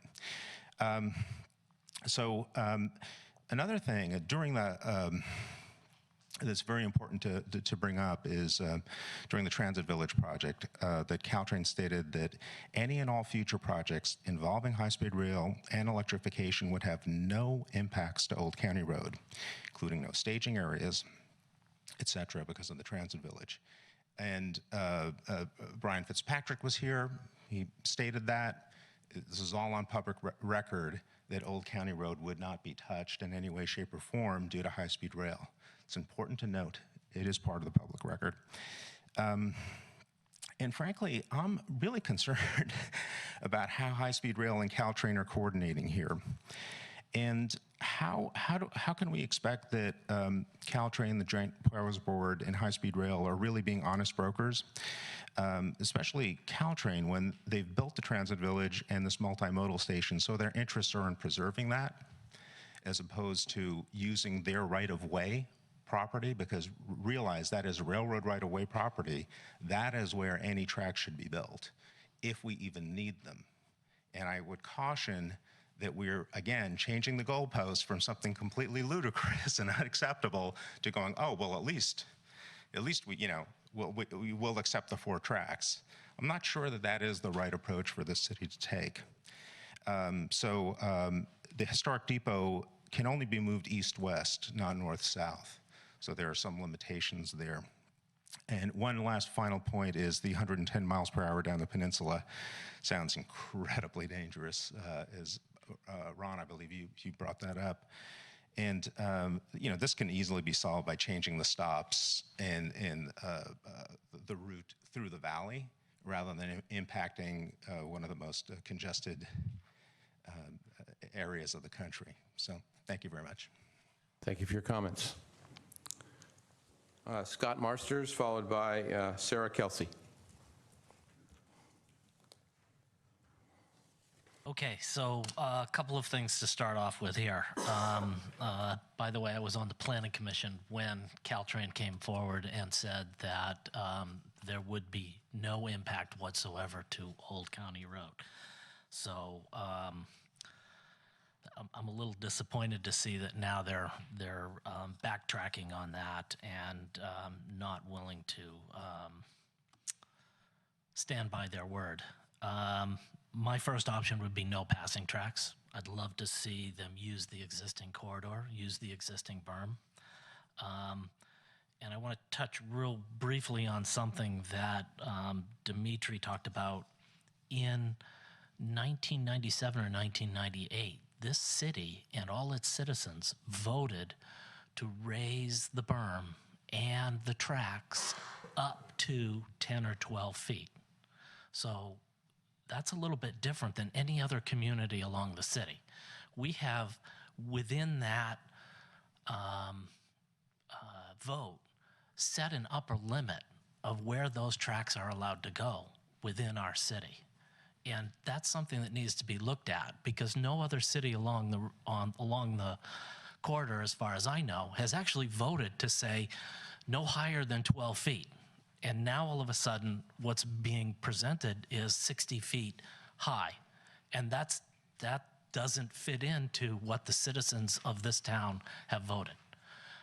I would like to see, if absolutely necessary, to have 4 tracks here, that they take the existing berm and they square it off and they use the space there. They move the depot a little bit to the west. Let's see, what else do I have here? I just wrote some things down. Why can't we move the train station south? And another thing is, let's see, I'd like to see the impacts of a 3-tracked alternative in the EIR, and especially the impact on Old County Road. If we move the station, and we move the depot, we can keep the tracks at 10 or 12 feet, and widen the existing berm if we need to. And the last question I would really like answered is, why are we not considering putting passing tracks where there are no existing grade separations? We could build grade separations somewhere else along the peninsula and actually have the passing tracks there. Why do we need to destroy what we've already done instead of building up somewhere else? Thank you. Thank you, Mr. Marsters. Sarah Kelsey, followed by Brian Perkins.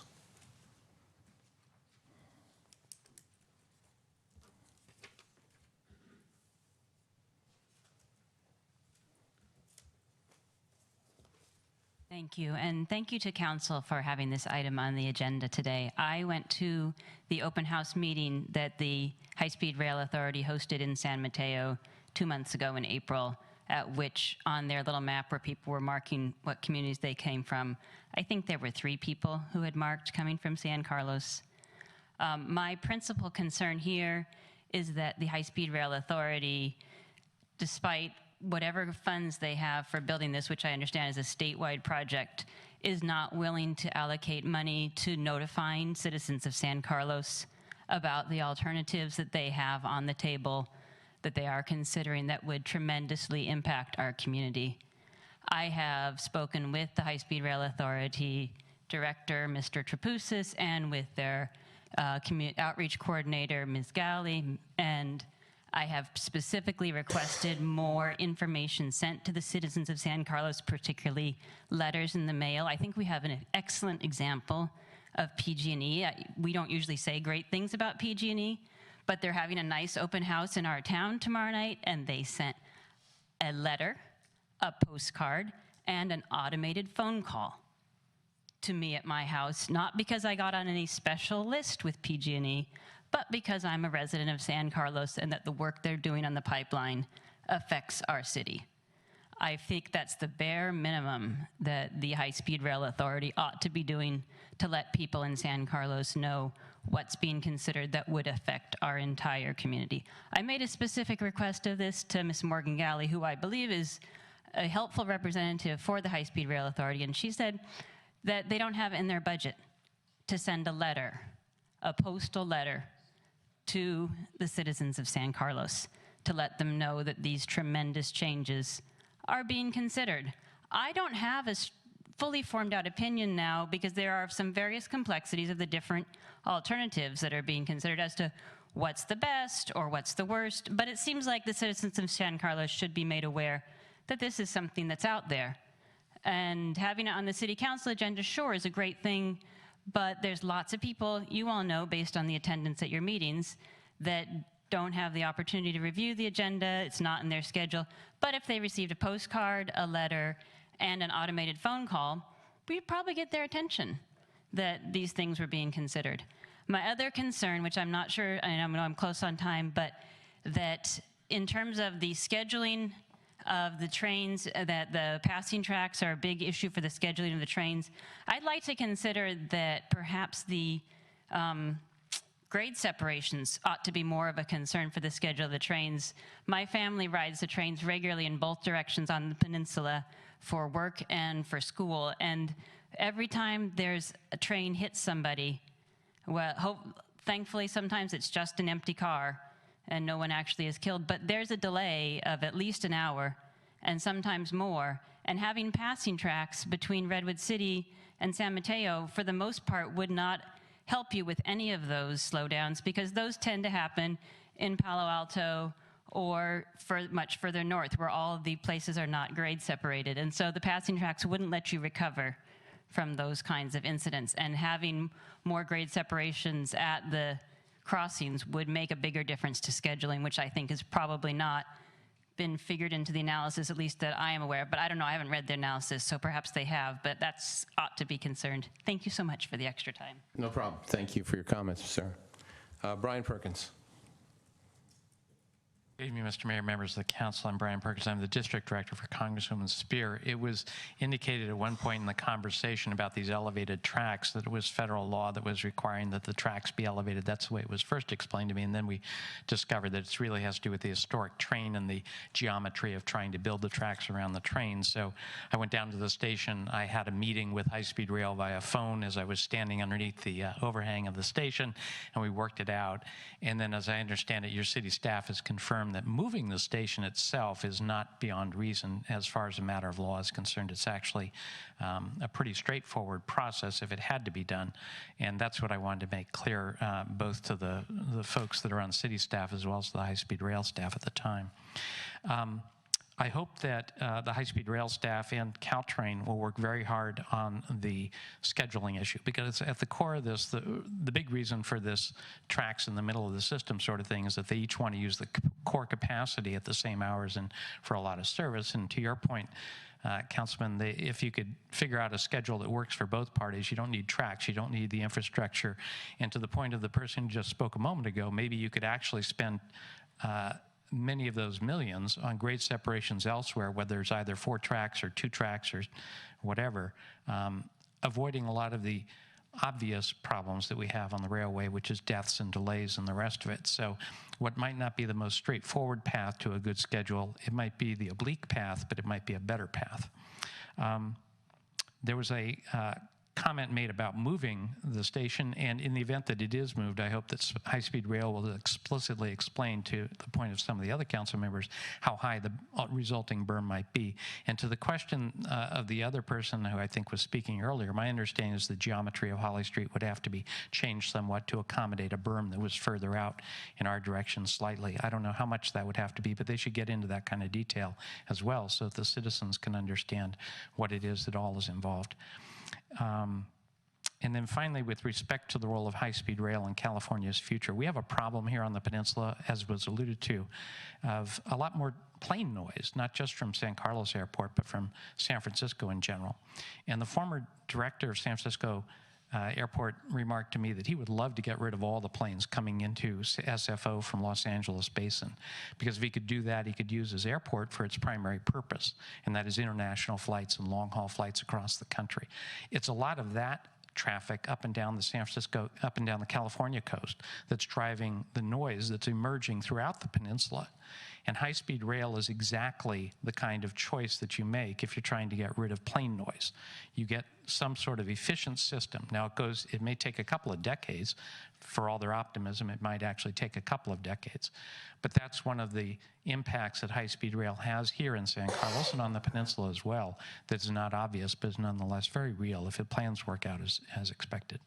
So I'm happy to work with this city at any time, and if you want to move the train station, speaking as a resident, as I think many of you know, we do have a speeding problem on St. Francis still, and if the train station has to go to St. Francis, I would propose that it go to Chestnut and St. Francis so that Mr. Collins could have a nice safe intersection near his house. Thank you so much.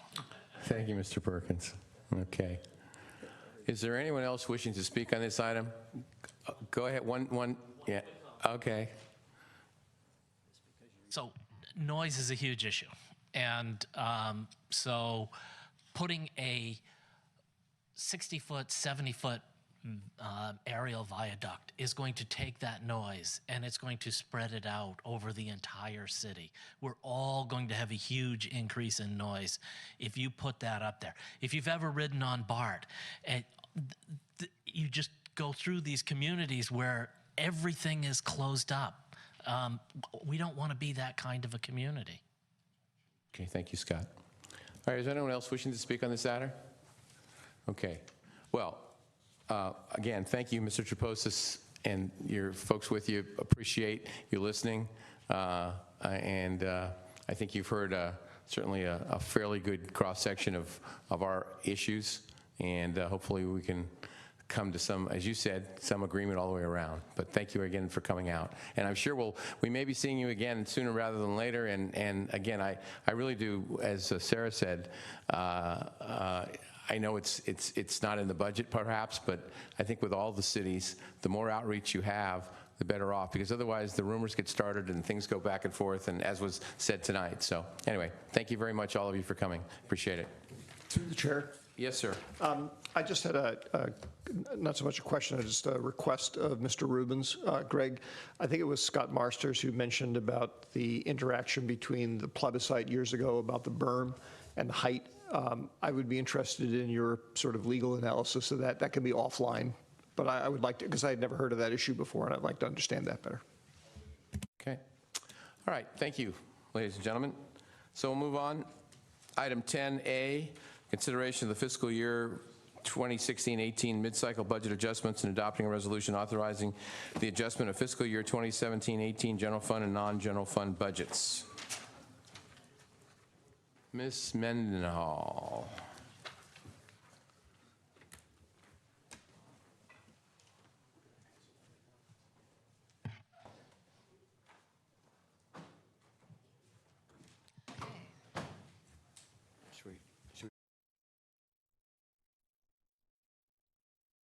Okay.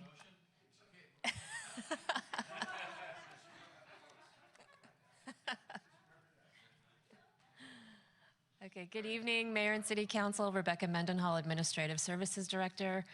Tonight for your consideration is the approval of the mid-cycle fiscal year 2016-18 adjustments. So in the second year of a two-year budget, departments were given an opportunity to review their projections and budgets and request additional funding if needed. The city manager and I met with each department individually to discuss and finalize the recommendations before you tonight. These requests are both operating as well as adjustments to capital projects. I'm going to summarize these for you, and there's also more of information available in your binder. So we're going to start with the general fund. There's a number of program enhancements in the general fund. So starting in the city manager's department, there's not an additional request, but rather a reclassification of an existing budget. The request is to transfer approved budget funding from part-time salaries in the amount of $51,500 into professional services. And this was recommended by our consultants to provide more consistent and knowledgeable content management services rather than part-time staff. In the Community Development Department, there are a few requests.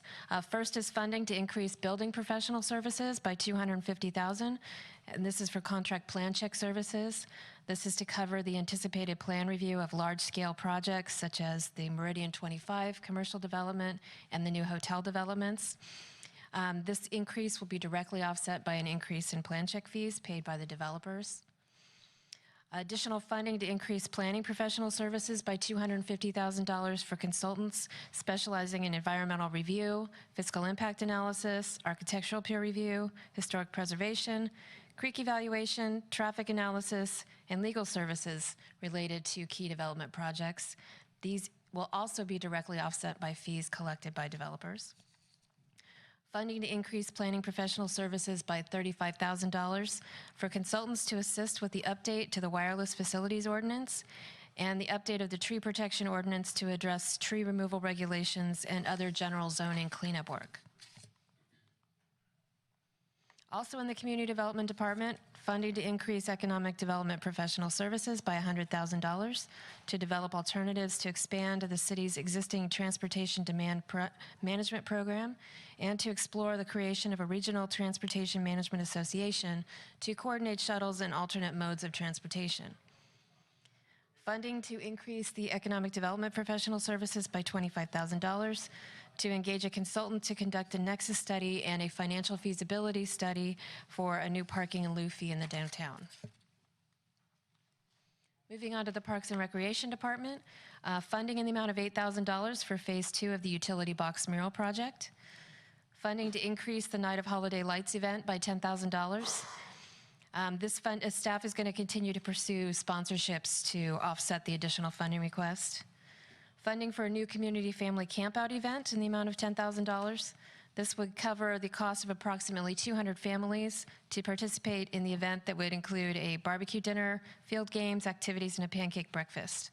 The total cost would be offset by registration and potential sponsorships. In the Administrative Services Department, funding in the amount of $50,000 to cover the increase in bank fees associated with the increase in online transactions. In the Public Works Department, funding to increase professional services by $200,000 for engineering plan check consultants. Similar to those in building and planning, this increase would be directly offset by an increase in fees charged to developers.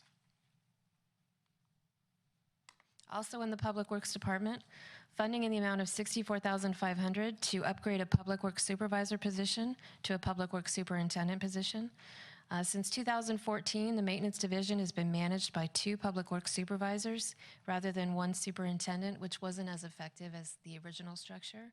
With the retirement of one of the supervisors, the Public Works Director has determined that it's best to run the Maintenance Division with 1 Superintendent.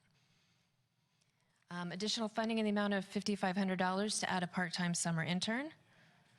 Funding in the amount of $100,000 in the Parks Maintenance Professional Services to establish an annual fire mitigation program. This was identified in the city's recently adopted hazard mitigation plan, and this will establish a program to monitor, clear, and maintain fire breaks for San Carlos homes near open space areas. Funding in the amount of $25,000 in Parks Maintenance Professional Services to establish a bi-monthly trail maintenance program for both Eaton and Big Canyon parks. And finally, funding in the amount of $10,000 in Parks Maintenance to establish a maintenance program for the Port and Place playground services at city parks. So the staff recommended appropriation additions to the fiscal year 2018 general fund revised budget total $1,143,000. This total increase in appropriations will be offset by revenue in the amount of $720,000 received from developers and/or through sponsorships. I was going to say before you go on, I think I want to break this down. So, any questions? Yes, Mr. Olbert? Thank you. Otherwise, we're going to get so many things, and I want to make sure people, if they listen to it. So, a couple of quick questions, Rebecca. The Night of Holiday Lights, extra $10,000. I'm trying to remember, that program, is that done in concert with the chamber, or is that one of the standalone projects that we do? That's our program. That's our program. So what's driving the increase in cost there? It's just hasn't been changed in a while, and there's additional things, or are we expanding it somehow, or what? We're looking to pay for amusement rides, main stage production, lights on the 800 block, so expanding the lights, and additional vendors. Amy Newby's here. She can answer additional questions. Actually, that's sufficient. Thank you for being willing to answer it, Amy, but that's sufficient.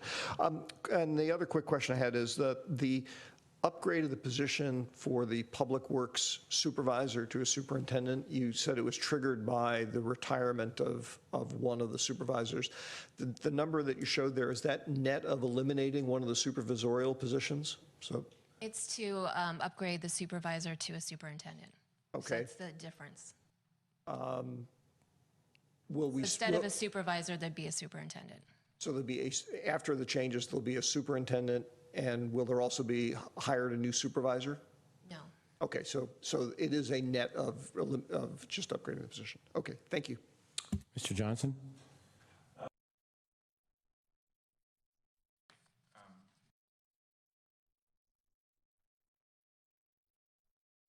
Understand how the $100,000 was going to be spent. I've gotten a couple of different explanations, so if you could help us. Sure. So there's components to it, and we have a transportation demand management ordinance that was last updated about 6 years ago when the zoning ordinance was updated. And basically what it says is you have to reduce trips over if you hit a certain threshold, you have to reduce your trips for a new business by 20%.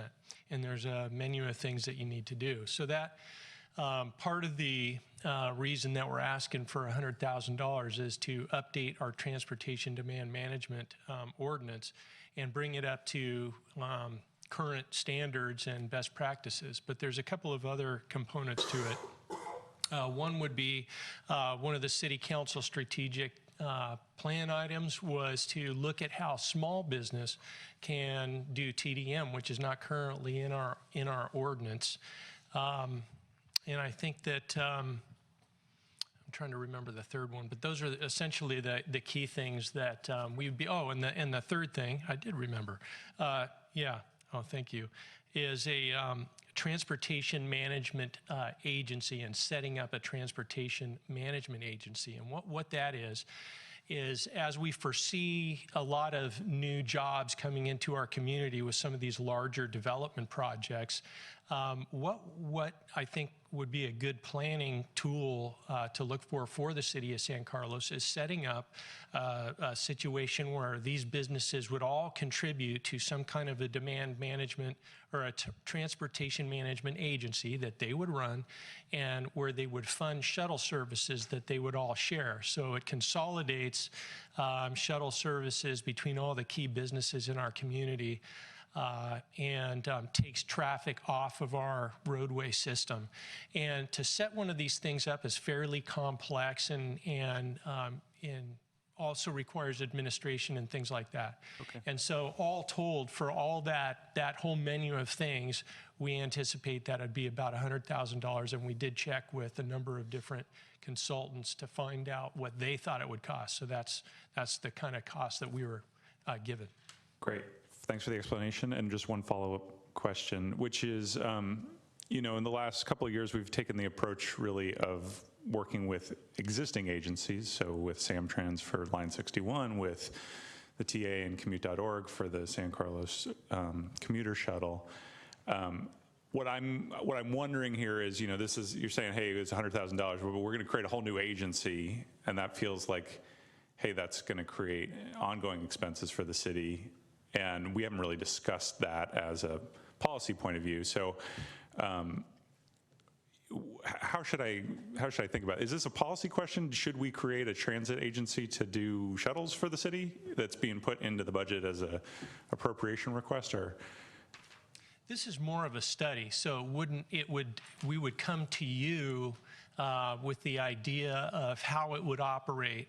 It wouldn't, so essentially we wouldn't necessarily be setting it up. We'd sort of be setting up the skeleton or framework for this agency and then asking you if you think it's still a good idea. But we need to look at the ramifications of how it would impact the city of San Carlos administratively and other things, and that's what this study would do. Essentially, these are meant to be outside agencies, but yes, there is an administrative impact on the city. All right. Well, this is one I have some concerns about. I hope we maybe can talk about it as we move along. Mr. Collins? Thank you, Mr. Mayor. Just a couple ones, and forgive me if I missed it when I was out of the room. This family campout kind of caught my eye, very interesting. Where would that be? Burton? Your house. My house, boy, my house is becoming popular. It would be at Burton. It would be at Burton, all right. And did that come from residents, or is that done in other communities, or maybe you could shed some light on that, Amy?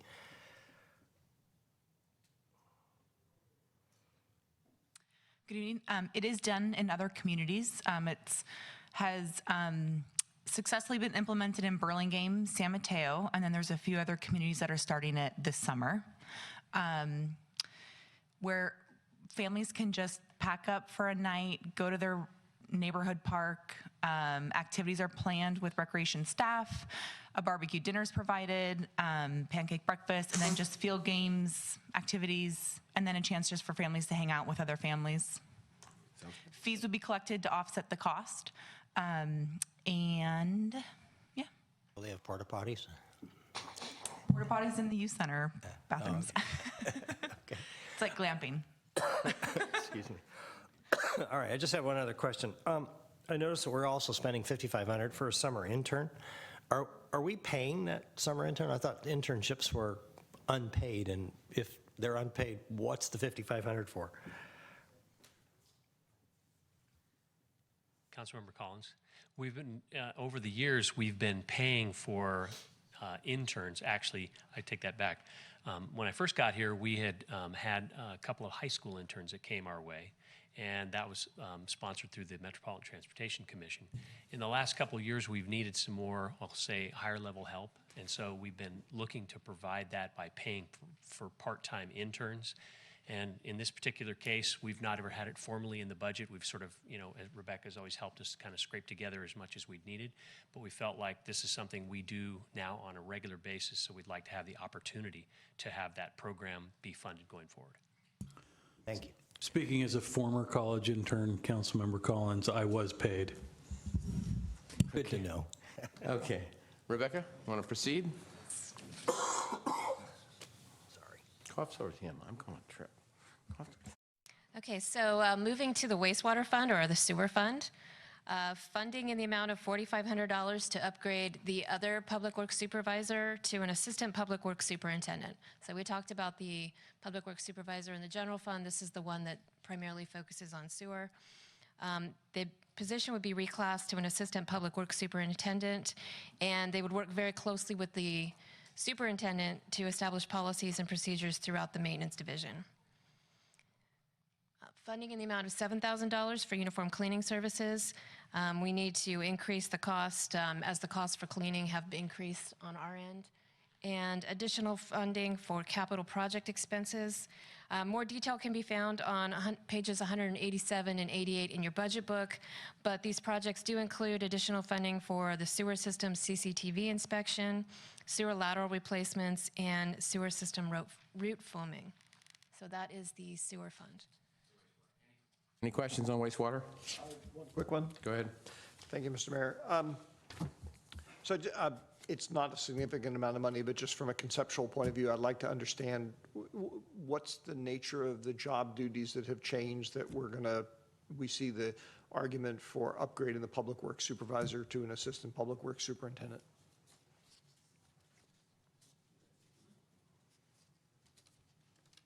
So the current structure, or the most previous structure for Public Works, we had two separate Public Works supervisors, one over parks and facilities and one over sewer and streets and traffic and the rest of the division. So we essentially had two separate divisions.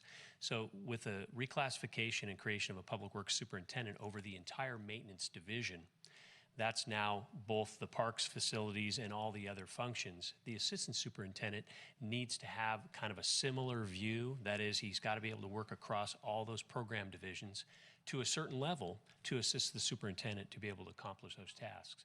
So rather than having them being separated into those two divisions who would not normally have kind of interrelated programs and activities, now we're setting it up where it's command over the whole division with an assistant.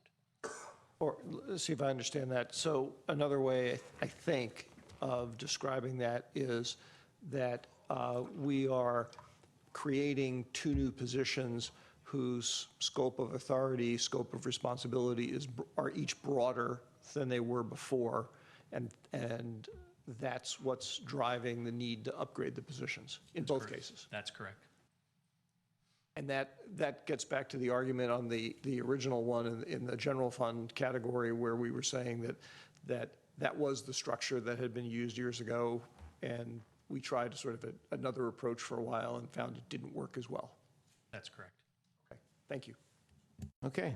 Go ahead. Stormwater.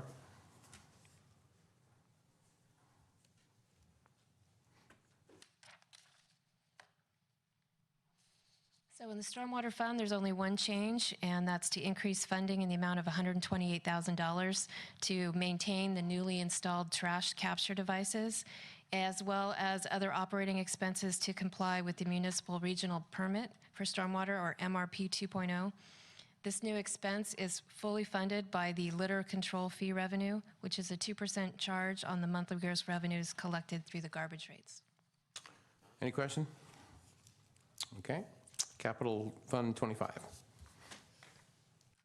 So the fiscal year 17-18 capital funds appropriations are recommended to be amended by $6.5 million. Some of the largest changes include additional appropriations to the following existing projects. $4.6 million for the Holly Street 101 interchange and pedestrian overcrossing. This was discussed in more detail at the May 22nd council meeting, but this funding is needed to cover increases in the cost of construction, as well as include funding to enhance the interchange bridge. $150,000 for the traffic signal at Alameda and Eaton, and this was cover additional construction costs and crosswalk improvements. Public Works has been working closely with Redwood City to see if they'll share some of the costs of this project. $500,000 for the youth center remodel project. This additional appropriation will be used to cover the kitchen remodel, replacement of the bleachers, installation of a scoreboard, refinishing of the gym floor, reorientation of the front desk, and repairs of the leaking windows. $60,000 to remove the fire tower at Station 13. When we went out for bid, the bids came back much higher than anticipated, so we need to increase the project budget. $100,000 for the city website and the content management system. This additional funding will be used toward consulting services to ensure our new website is fully ADA compliant and easy to use. And finally, an additional $90,000 in funding for the agenda and records management system project. This funding will be used for professional taxonomy services to ensure our record system is fully compliant. Any questions on this section? Mr. Johnson? I do have a question.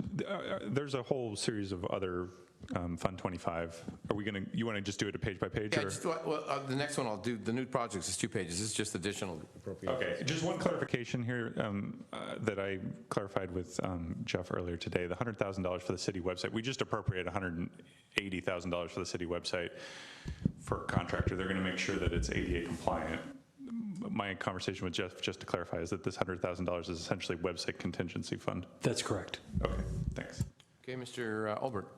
Thank you, Mr. Mayor. 2 questions. One is regarding the fire tower project where the bids came in higher than expected. I don't remember the details of that one to know the answer to this, but is this something that we could defer doing until such time as there wasn't quite the insane level of development, which is presumably driving up the cost of contracting?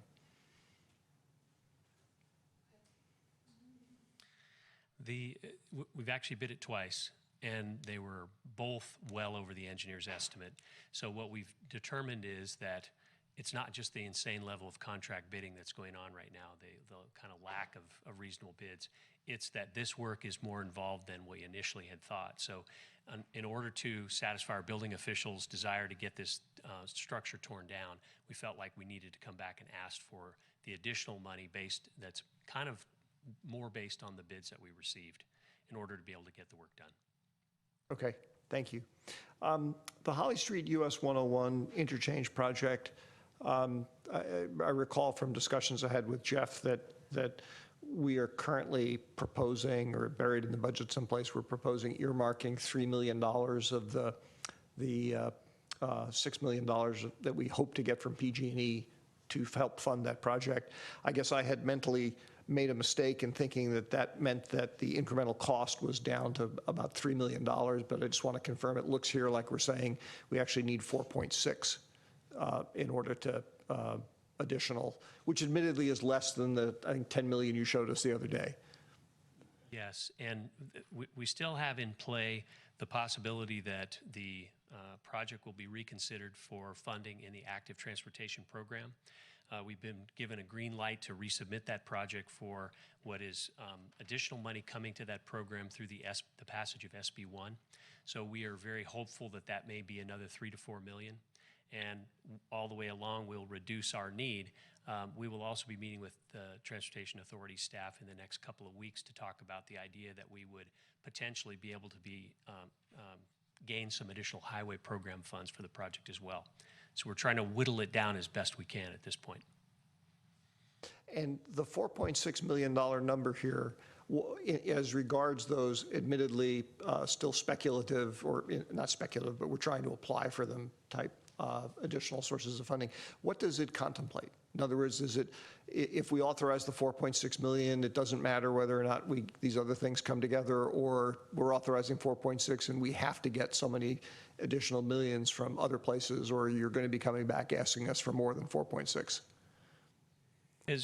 As I understand it, this contemplates that we would have the potential for that ATP grant that is $3 million, that we would use $3 million of the PG&E settlement for that, and we have identified, actually it looks like we've got identified future funding of $4 million. So it's not 4.6. Is that? The expense. I'm sorry. The additional appropriation needed is 4.6, but the future funding source that we have yet to identify to completely cover this is $4 million. So we're still short $4 million. So that, let me make sure I understand. So that basically, if I understand you correctly, is saying that if those future sources don't come to pass, then this 4.6 turns into 8.6. The 4.6 would come off the fund balance. So we're looking to to find funding to completely cover the project. But if it doesn't happen, he said, we're going to have another $4 million. You're asking for $4 million, right, grants? Well, we'll increase, so the total, yeah, you're asking for $4 million in grants? Yeah, Yes. so if we don't get that, then Right, we get yes. it. Okay, Yeah. so it's like we're asking for you're asking for recommending 4.6 now, and hopefully another 4 shows up someplace else. And that's in addition to, thank you. Yeah, Mr. Collins? Yeah, thank you, Bob. I just want to make sure, is our total commitment then 8 million for the interchange? Or 8 point something?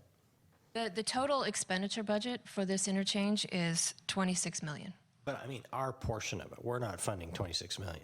No, our portion would be the $4 million right now, and then if these grants don't come through, Which brings us to how much to total? 8, 7 or 8, yeah. Okay, that's the number I was looking for. Thank you. Okay, Capital 25 recommendations for new projects.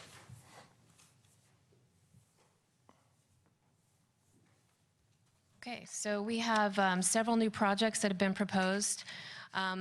What staff does in the middle of because this is a mid-cycle review, these are priority projects that get pushed ahead. Otherwise, they would normally be considered as part of the normal 2-year budget cycle. So the first one is the replacement of the Arguello Park play area surfacing, the replacement of the cashiering system, which we use for our recreation, or all of our permits, and that will no longer be supported at the end of this year.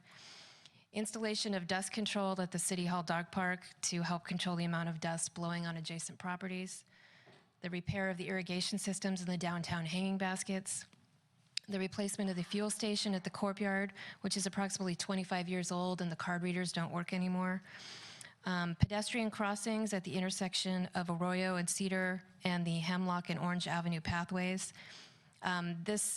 While this increase is $110,000 this year, there's additional money budgeted in 18-19, and we're expecting to receive a grant for $500,000 for the Transportation for Livable Communities to offset the construction costs.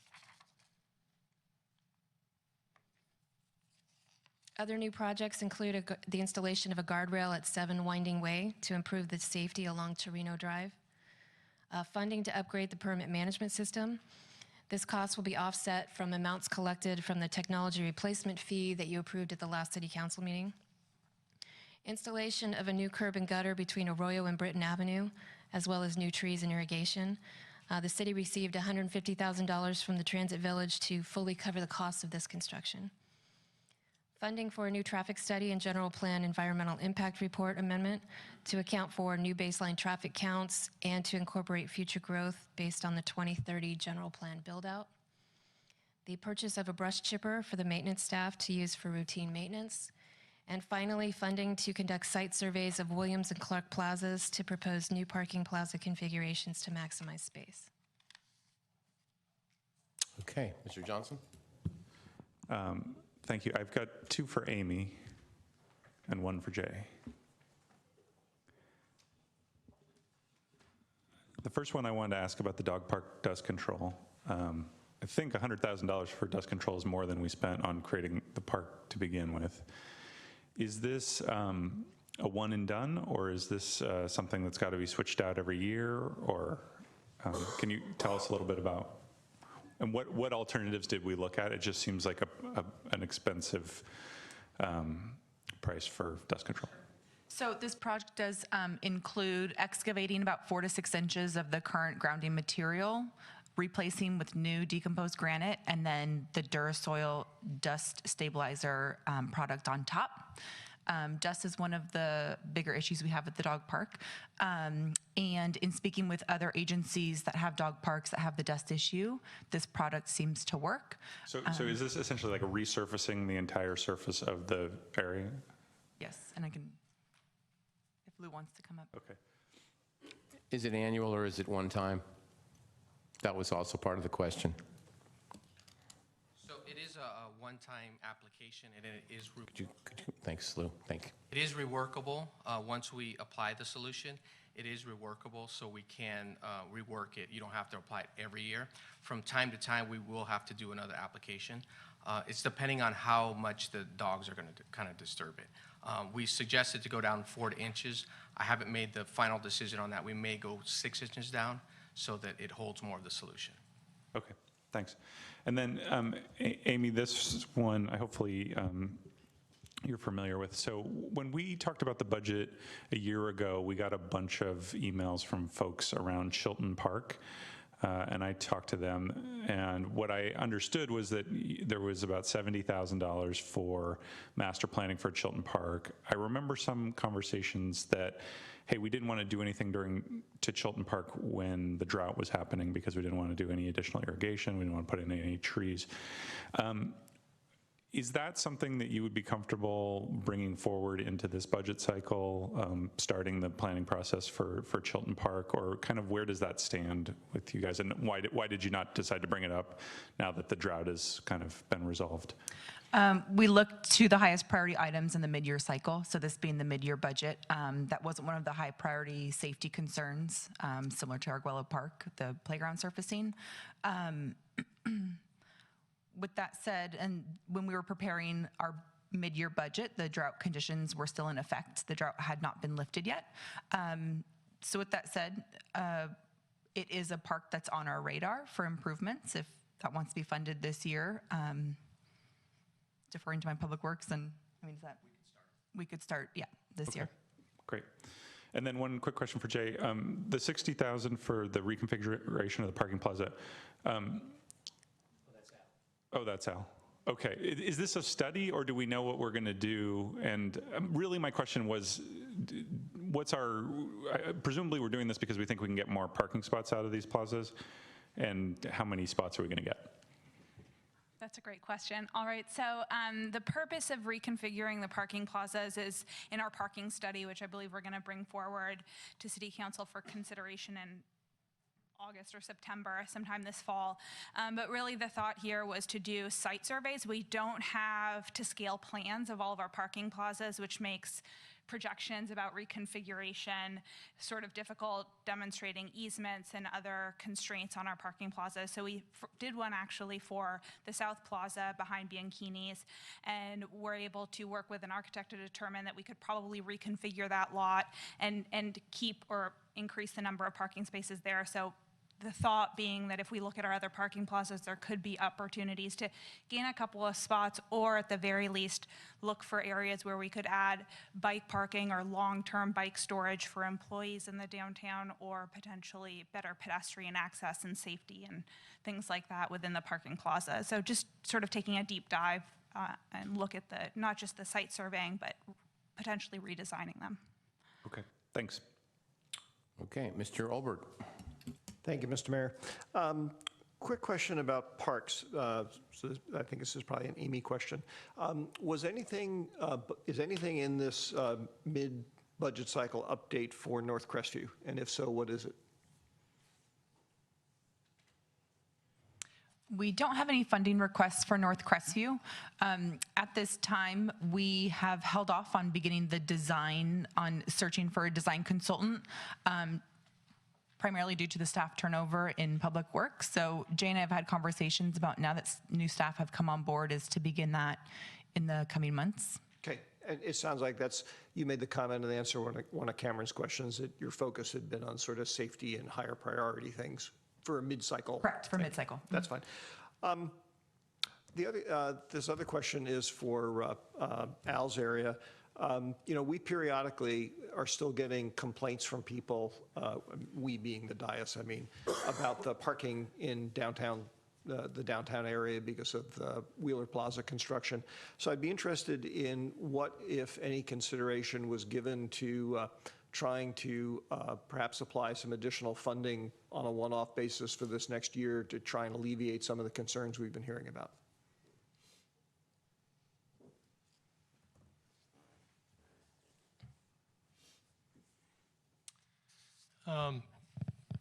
Yeah, I guess a couple of things. We are going to bring a parking study to the City Council where we have an array of short-term, medium-term, and long-term solutions for our downtown parking situation. And as Nell mentioned, we're kind of getting out in front of that by asking you for some funding for the survey. So that's a start to find out exactly what we have on the ground and how we can better manage our parking. In the near term, it depends on what the issue is and what people are complaining about, I guess, and whether or not it does relate to asking you for funding. At this point, as you know, we've got some parking established and we've got a management plan established in the downtown. Yes, it's challenging. It's been difficult. On the other hand, there are a great many parts of our parking management plan that are working pretty well. So I guess I would kind of ask Specifically, is there something that you were thinking that we should take a closer look at, or there was a specific troublesome issue that needs to be remedied? Well, my colleagues may want to jump in on this too, because we don't necessarily always hear from the same folks. In general, the ones that kind of catch my eye relate to the valet assist parking setup, and I guess I would describe it as the hours of operation of such and how it integrates with people being routed over to the Samtrans lot if things get busy. Not being a parking expert nor having studied this, the reason I wanted to bring it up here is it had been in the back of my mind. It felt like a near-term, very short-term problem that perhaps spending some more money on it would help sort of sand off some of the rough edges. And that's really what I'm thinking of is, I have no idea how much money it would even be. Have you guys thought about that? If so, should we, how much is it and how much should we maybe put aside in the budget? I think that it's the responsibility of KB Homes and IMPark to spend the right amount of money to solve that problem. So I really think it's not the city's burden. It's our burden to keep on them about the valet parking situation over there. And there have been hiccups. We're continuously working with them. You'll see a big banner going up on the side of Les Boues, for instance, to help the public in the next couple of weeks. So we're continually working with them on the complaints that we do get about hours of operation, but that really isn't a city expense, and I think that we should continue to press for better operations at the valet assist lot. And fair enough. And then I guess, but looked at it another way, you feel you have adequate staff, consulting, I don't know, law enforcement, whatever it involves, resources to keep the pressure on to get the problem solved? Yes, in this regard, I believe that we do. In this regard. And again, the broader downtown parking situation is a much broader and complex issue, and we will be discussing that in great detail with you in the coming months. And I appreciate that. That in a way, that's almost sort of a separate, it's clearly related, but it's almost sort of a separate problem. I'd like to add to that just a little bit, if I may. Staff is working with some downtown property owners to potentially add public parking in the downtown that's currently private parking. And so we may need to come back to the council. At the time we were putting the budget together, and even today, we don't have any figures for you yet. Those discussions are still happening. We won't let any opportunity to improve the parking situation downtown pass us by for lack of current funding authority. We will come back and be talking to the council to explore every opportunity, kicking over every stone to try to make every possible space available down there that we can to the public to help in the process. Okay, thank you. Okay, PG&E settlement.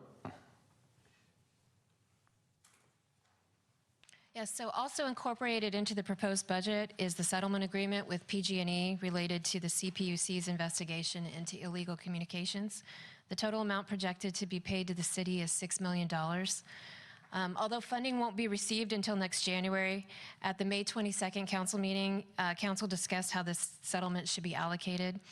So it was determined that $1 million would be deposited into the housing fund, $2 million into a restricted fund to be used to set up an endowment for community programs. And then, as mentioned earlier, $3 million has been used to offset the cost of the Holly 101 interchange project. So if all recommendations are approved tonight, the resulting appropriations by fund type can be summarized as shown here. Drilling down a little further into the general fund, the fiscal year 2018 revenues reflect increases of 11.7% over the 2017 revised budget, but this also includes the one-time receipt of $2 million in PG&E settlement money that's going to be immediately restricted as per council direction for that community endowment program to be developed at a future date. Other revenue increases include fee revenue to offset the community development and public works plan check fees, as I mentioned earlier, transient occupancy tax increases once the new Landmark Hotel opens up, and revenue from an additional digital billboard.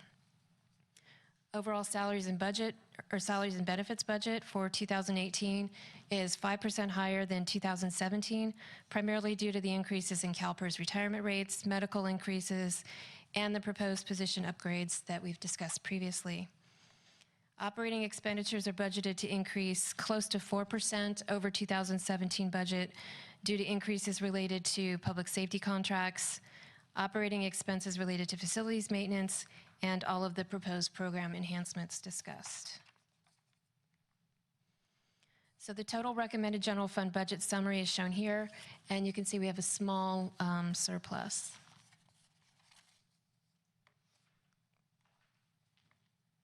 So here are the resulting estimated fund balances for the end of 2018. Under GASB 54 presentation for fund balances, we split them into several categories. The first is unassigned balances, which are immediately available for use. Assigned balances include amounts set aside to be used for specific purposes. The city manager is authorized to assign balances, and included in the general fund are assignments for unfunded liability reserves and infrastructure improvement reserves. The committed balances are those that have been committed by council via resolution. A resolution is required to amend or rescind these balances.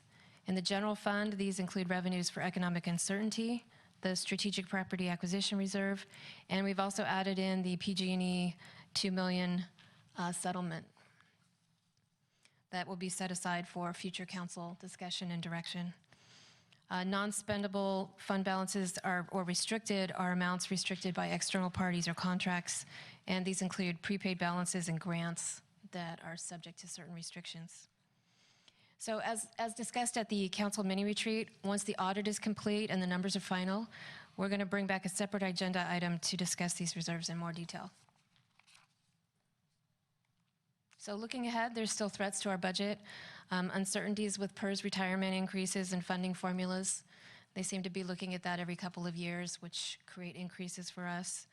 Unfunded mandates with stormwater regulations, uncertainties related to public safety contract increases, energy and healthcare cost increases, and any uncertainty with any federal legislative changes. So with that, Any final questions? Yes, Mr. Mayor. I'm not sure if this is a Rebecca, Jeff, or Greg question, but regarding the $2 million of funding that's proposed in the budget to be set aside from the PG&E settlement for community philanthropic efforts. I have a number of significant concerns about the proposed structure that was talked about last time in terms of how that money could end up being dispersed. And guess what I'm trying to understand is, what are we actually voting on here tonight? Are we voting on a structure? Or are we voting on just setting aside $2 million and the structure to come later, or what?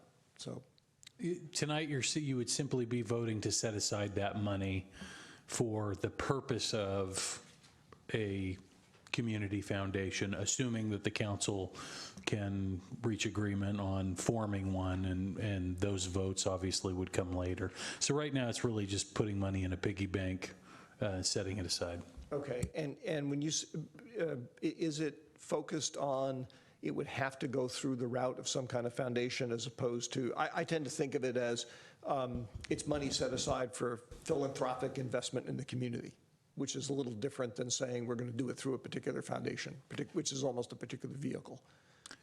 You're absolutely right. There are no strings attached to it at this point in terms of what the expectations would be.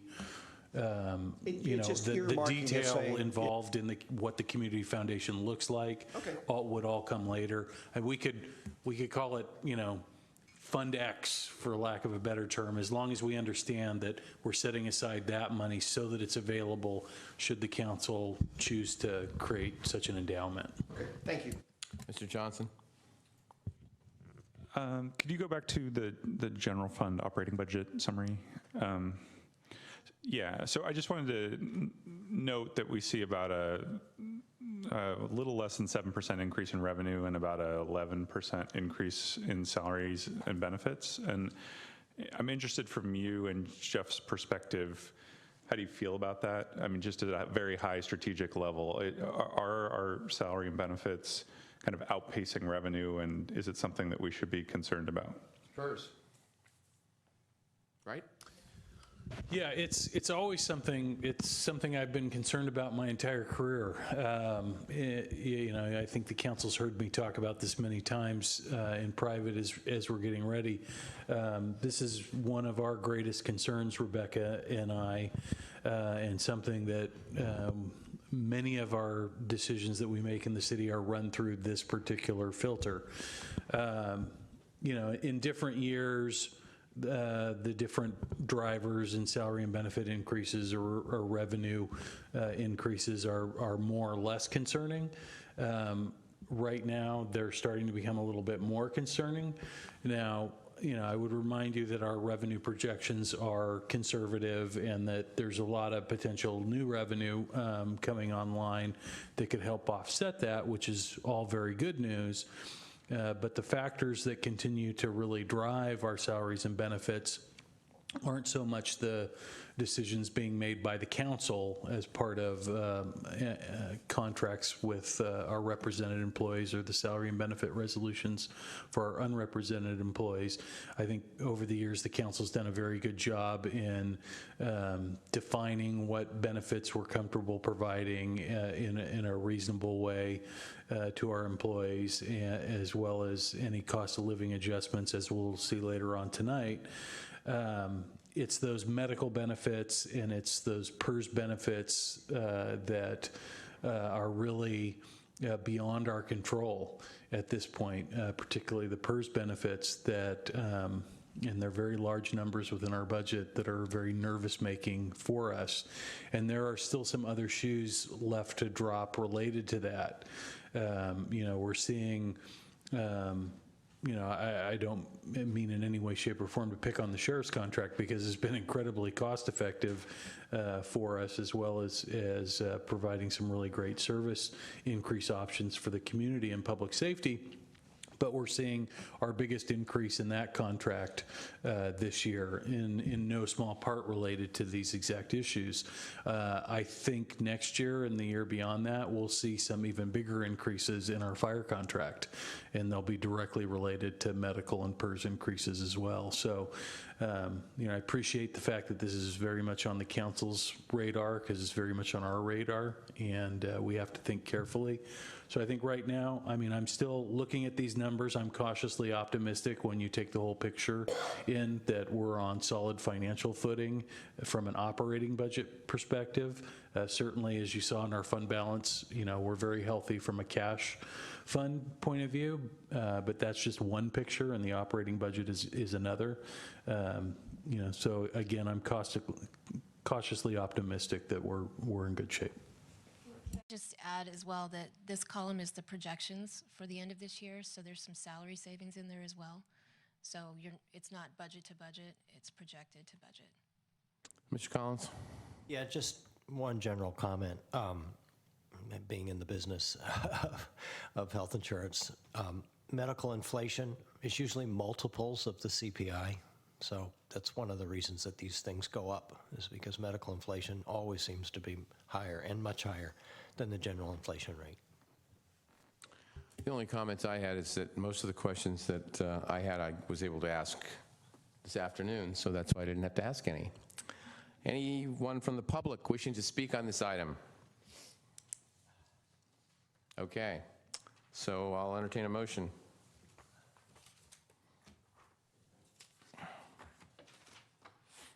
Mr. Mayor,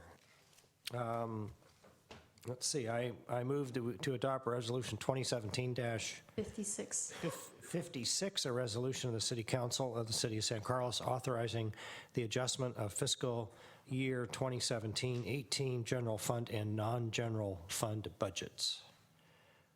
Do I continue with the next part? I think we have to do that separately. That's a separate motion? Yeah. Okay. Is there a second?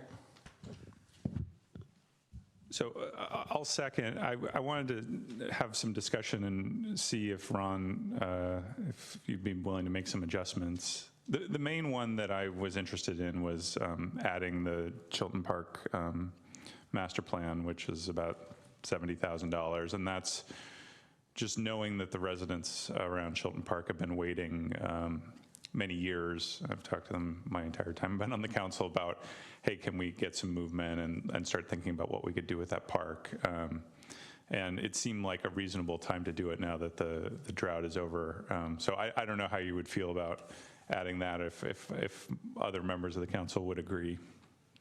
I don't have any problem adding it. I just want to get a little bit of feedback from staff on, what the impact of that is, and,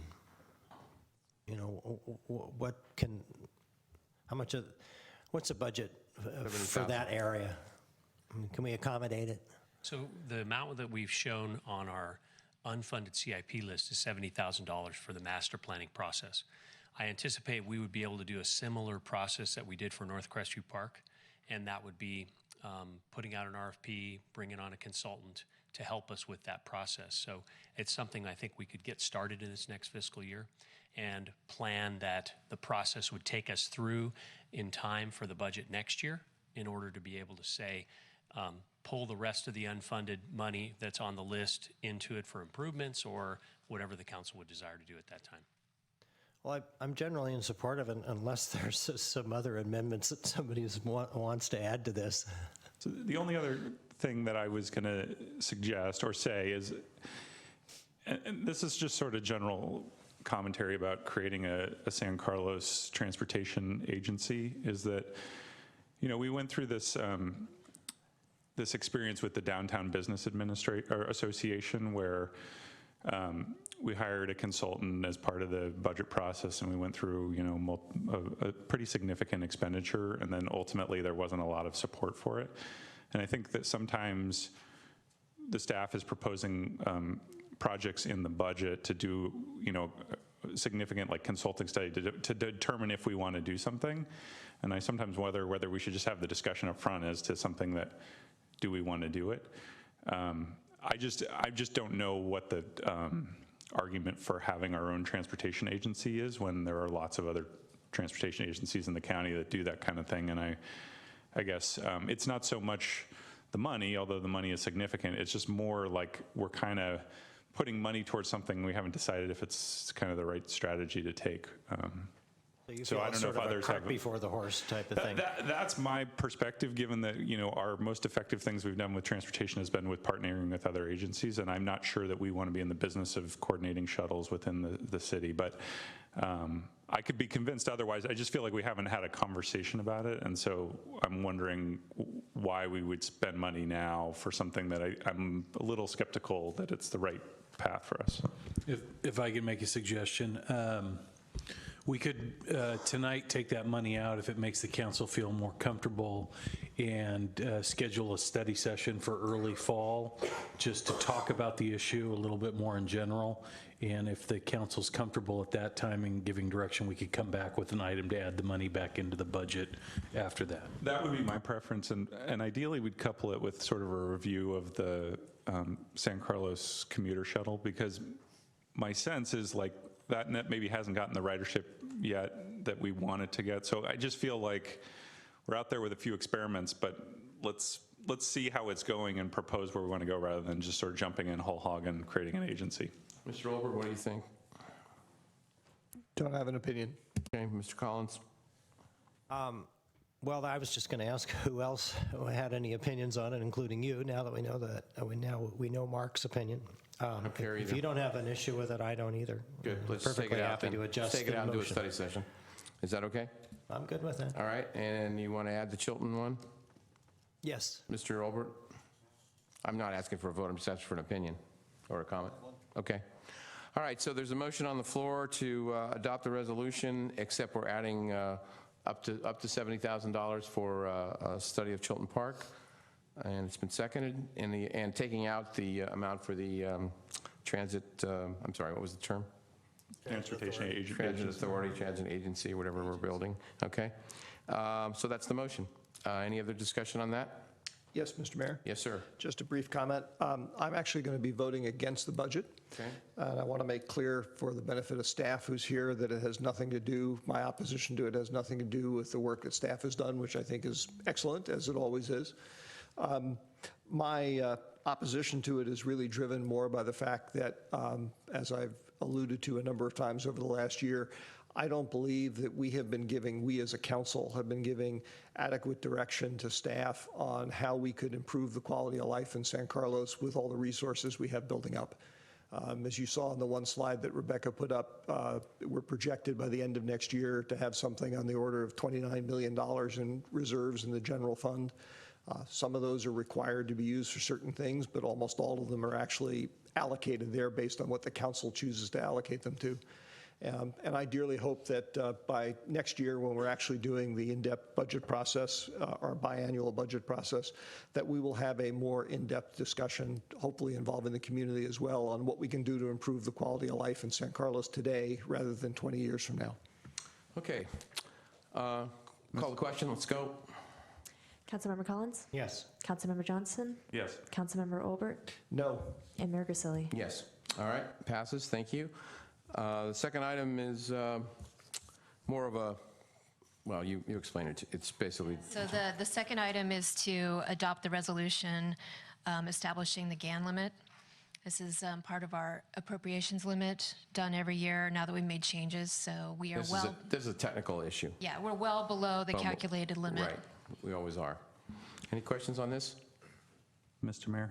Yes. I move to adopt Resolution 2017-57, 57. a resolution of the City Council of the City of San Carlos electing the population and price adjustment factors and establishing the 2017 to 2018 appropriations limit for the City of San Carlos pursuant to the California Constitution, Article 13B in Section 7900, et cetera, of the California Government Code. Okay. Is there a second? Second. All right. Moved and seconded. Any discussion?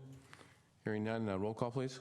Councilmember Collins? Yes. Councilmember Johnson? Yes. Councilmember Olbert? Yes. And Mayor Grisilli? Yes. All right. Thank you very much. Thank you, Rebecca. Oh, you just jumped back there. Thank you. What if I had a question?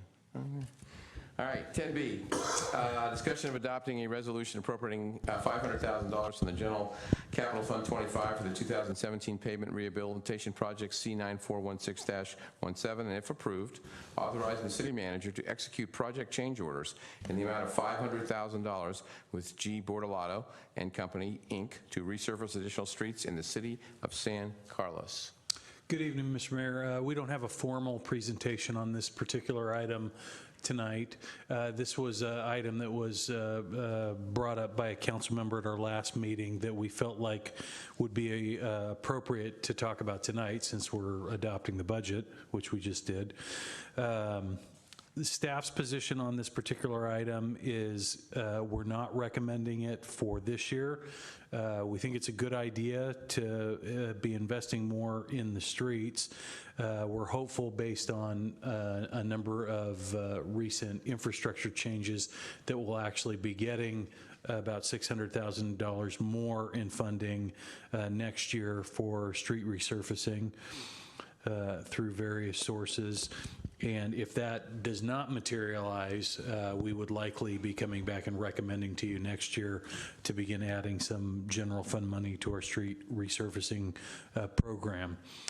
With that, if you have any particular questions for staff, our Public Works Director, Jay Walter, will jump in and help answer those for you.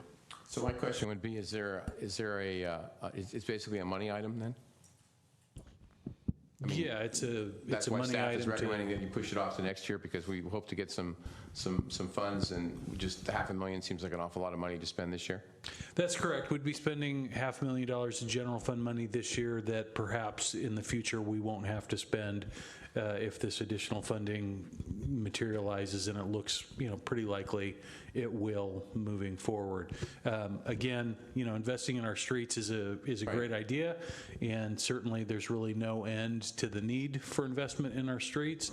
So if the council would like to authorize that money this year, we'd be happy to do the additional work moving forward. But traditionally, the city council has not wanted to invest general fund money in what's traditionally been paid for out of the gas tax fund. Gas taxes the last few years, as we've talked about in the last several months, have gotten tight for a number of reasons, and action's been taken to try to provide local governments with more revenue moving forward, and we're hopeful that that is going to close this funding gap and get us back on track to catching up and moving ahead with our pavement management. Okay. Mr. Olbert? Thank you, Mr. Mayor. Jeff, I understand what you're saying. I guess one question that I have, I guess a little bit surprised by what's not here, is I thought when this matter came up at the last meeting and there was some discussion on the dais, that one of the questions that was raised was, well, but if we were to talk about spending more money, we actually don't have a map in front of us about what streets we would be spending money on. And so I'm just curious, I was expecting that staff was going to go back and at least whatever its recommendation was going to come back and say, here's the streets, the next $500,000 worth of streets that we would invest in. Maybe you have that, and if you do, I'd be interested in seeing it. Yes, Councilmember Olbert. Actually, in the staff report, we identified 3 additional streets. And if I can grab that real quick. Colton Avenue between Cedar Street and Eaton Avenue. Sunnydale Avenue between Walnut and Chestnut. White Oak Way between Cordilleras and Park. And those are fairly low PCI streets that we had kind of next on the list that we would have planned to add in with the $500,000 tonight. Thank you, and I will confess to the fact that I had read that, but I just wanted to have it as part of the record because it was not part of the staff presentation. So those are the can you just in general describe when you say that why they are the next on the list to be invested in? At least in part, the 5-year plan we developed for street reconstruction is partly based on where underground construction will be the prior year and be completed by the prior year. So then we would follow through and do whatever sealing or repaving of those streets that we had. That's how we generated the 5-year plan. So to some degree, and I don't know the particular details of these, but they would be streets that would be ready for repaving or resealing. That is, underground work would have been completed and we wouldn't have to worry about coming back 2 years later and tearing them up. Then I guess, I just want to make sure I understand. So that also then implies that by not spending the additional money now, which is what staff's recommendation is, or not putting it in the budget, then effectively the folks who live on that street are going to be, those streets are going to be dealing with the issue of having torn up streets for longer than they would if we spent the extra $500,000. Well, because you're saying the work would be done, and I presume the work you're talking about is work that involves tearing up the streets and patching them.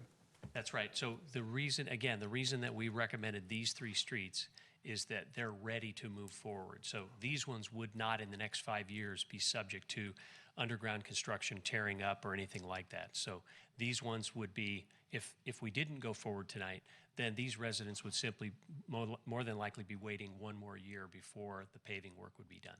Okay, thank you. Mr. Collins? I forgot. Okay. Mr. Johnson? It happens with old age, believe me. So I think this is a question for Jay. So some of the staff recommendation is based on the idea that you think potentially there will be a source of funding so that we don't have to spend general fund money, or having spent general fund money would have been maybe not the wisest thing to do. When do you anticipate we would know, and when is the next cycle for appropriating money for street repair? So we already know that SB1 has been signed into law. So provided that there would be nothing that would occur that would overturn that or change that, we know that in 17-18 we're looking at, I think it's approximately 180,000 additional over what we normally would have received from gas tax money. And then in the following year, we would, in 18-19, we would essentially be ready to receive about 600 and some thousand over our normal appropriation. So that's the time we would be looking to say, okay, now we can fully program the full amount we're going to be seeing with the changes via SB1. So the time we would typically come forward with a request to do street reconstruction would be with the annual budget. Typically in the 2-year budget process, we try to lay out a 5-year plan for how much we would like to spend. We'll come back at mid-year if we need to make a slight adjustment, but generally it's at that 2-year budget time. Okay, thanks. Mr. Collins? Well, actually, Mr. Walter answered my question before I was going to add it, and that had to do with SB1, so thank you. The only question I had, Mr. Maltby, maybe we haven't had a staff non-recommendation for such a long time. Wouldn't the staff report, wouldn't that piece of paper that I was reading yesterday say the staff, however, recommends that we don't do this? It doesn't say that in there. I mean, I don't mean that it shouldn't, but I thought we always, if staff didn't want to have something, it was actually written in the report. It is in the background section of the report. Background section of the report. Yeah. The recommendation itself says, we're recommending you discuss this item, but for whatever reason, the way the staff report was constructed. The city council adopt. And we did have some back and forth on that exact topic. Okay, so the city council. Oh, now it says it. Okay, I got it. Never mind. Obviously, I didn't read that part very closely. Through the chair, one other, listening to this discussion. Yeah. Listening to the conversation you're having with Cameron, Jay, it sparked a thought. I guess what I'm a little confused by is I've always looked at our road situation as such that we are so far away from, I don't mean you're doing the best you can. We are so far away from having very high quality roads, the kind of roads that I think people, at least some people in town, expect, that what we're really talking about here is a matter of timing. In other words, if we spent the money sooner by authorizing this $500,000, it's not like if we got $600,000 from the state, we'd go, well, gee, now I don't know what to do with the money, because we don't have $600,000 worth of work, additional work to do. Or maybe we are close enough to actually fixing all the roads that is a real risk. And I'm just trying to understand that. You see what I'm getting at? That if it's purely a matter of timing, but we sort of have this, for lack of a better term, infinite black hole of roads that we could repair, then, well, why not sort of accelerate things? Well, we do have, I don't like to call it a black hole, but we do have a seemingly endless need for street repair in our city. The amount of money that would be required to make the progress over, let's say, a 10-year period to actually get your streets up to that magic level of 85 is far beyond our means, and we would never, ever have that. So the best we, at least from my perspective, is based on the budget constraints and the amount of money that we can reasonably expect to get for this work, the best we can do is try to keep those streets in good condition, and try to have some money available on the occasions when we have a really bad street that we need to spend a lot of money to reconstruct. So I look at it from a practical standpoint that I don't believe I'll ever have enough money to be able to make the most meaningful progress towards getting us to that magic number of 85. That's interesting, because what that then says to me is the constraint that it sounds like staff is applying is we don't want to spend or staff is recommending not to spend general fund money on improving the streets. And I get that, okay? But the question, I guess, that surfaces for me is, since that's such an issue that so many people in the community would like to see the streets improved, and we have the general fund money to do it, it's a question of, I guess I'd turn to staff and say, why the resistance to the notion of spending general fund money on this, particularly when it's a one-off thing? We don't have to do it every year. We just do it when we feel like it. Right. I wouldn't say that we're resistant to the idea. I think in general, historically, the council and the staff have been in agreement that they didn't want to invest general fund money, which can only be used, is the money that can be used for anything in your community, as opposed to gas tax, which you're getting for a very specific purpose from very specific tax sources. An example would be, from my perspective, as we're trying to save up to replace Fire Station 16, and we've set aside millions of dollars in the budget moving forward, we don't believe we're really anywhere near the right budget number yet to be able to do that project, which is rapidly approaching in just a few years. I would think that from my perspective, it would be a greater priority to put that $500,000 towards that project, or maybe even a whole number of other projects, rather than invest into the streets, which you're really making just a very small incremental change in system-wide relative to, the value of that money for another project. So I don't think it's that, we don't value it. I think just from a cost-benefit analysis, you can use that money for something else. Streets has its own dedicated funding source. We'd like to, in a perfect world, have the streets live within their funding source. I certainly understand that, and I appreciate you explaining that. I guess what it comes down to, though, is when you were talking about the cost-benefit trade-off, for what it's worth, clearly in the minds of the average citizen of San Carlos, you know those surveys as well as I do, that street condition is actually a very big thing to them. So they might very well perceive the value there as being significantly higher than staff might assign to it in a, how shall I put it, a more let's have it live within its means type filter. Thank you. Mr. Collins. Excuse me, sorry. So I just want to clarify something. You were talking about, Jeff, we take this $500,000 and put it toward the street resurfacing, and we don't use that gas tax money that comes next year. But you said this money is general fund money that could be put toward replacing the fire station or something else. Well, let's say we did put it toward the fire, or it was allocated, but then we took it out, we used it for the street. When the SB1 money comes in next year, could we take that money and put it toward the fire station?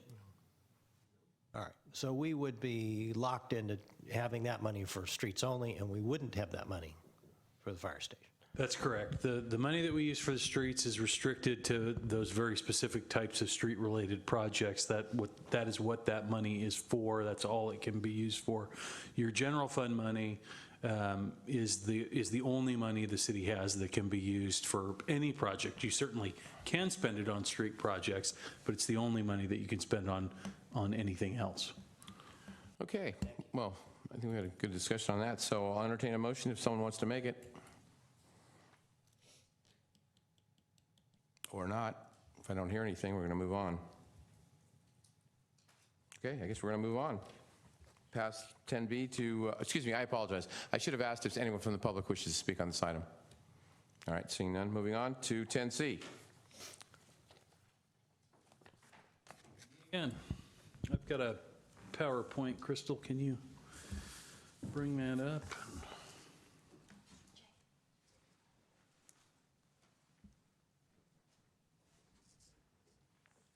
Thanks, Jay. Good evening, Mr. Mayor, members of the City Council. Tonight, if I can, got it.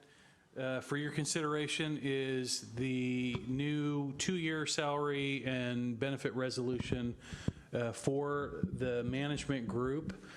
The terms that are included in the resolution are 2 years from July 1st, 2017 to June 30th, 2019. The fiscal impacts associated with all the changes in this compensation package for the management group total $87,500 in the coming fiscal year and $92,300 the following year.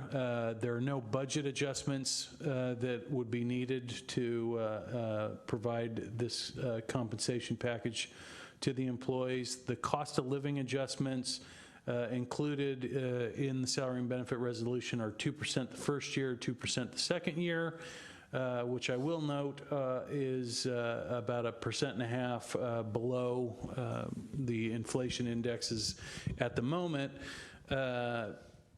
Other benefit changes, the employees in the group would like to opt out of the current Voluntary Employee Benefit Association, or the VEBA. There's no cost associated with that to the city. The employees also have voted to take California State Disability Insurance. This would be a program that would be administered by the city, but there would be no cost associated with it. The group also requested and is included in the salary benefit resolution for your consideration, a commuter benefit. This would be designation of a pre-tax income towards a qualified transit expenses with a city contribution of up to $225 per year per employee.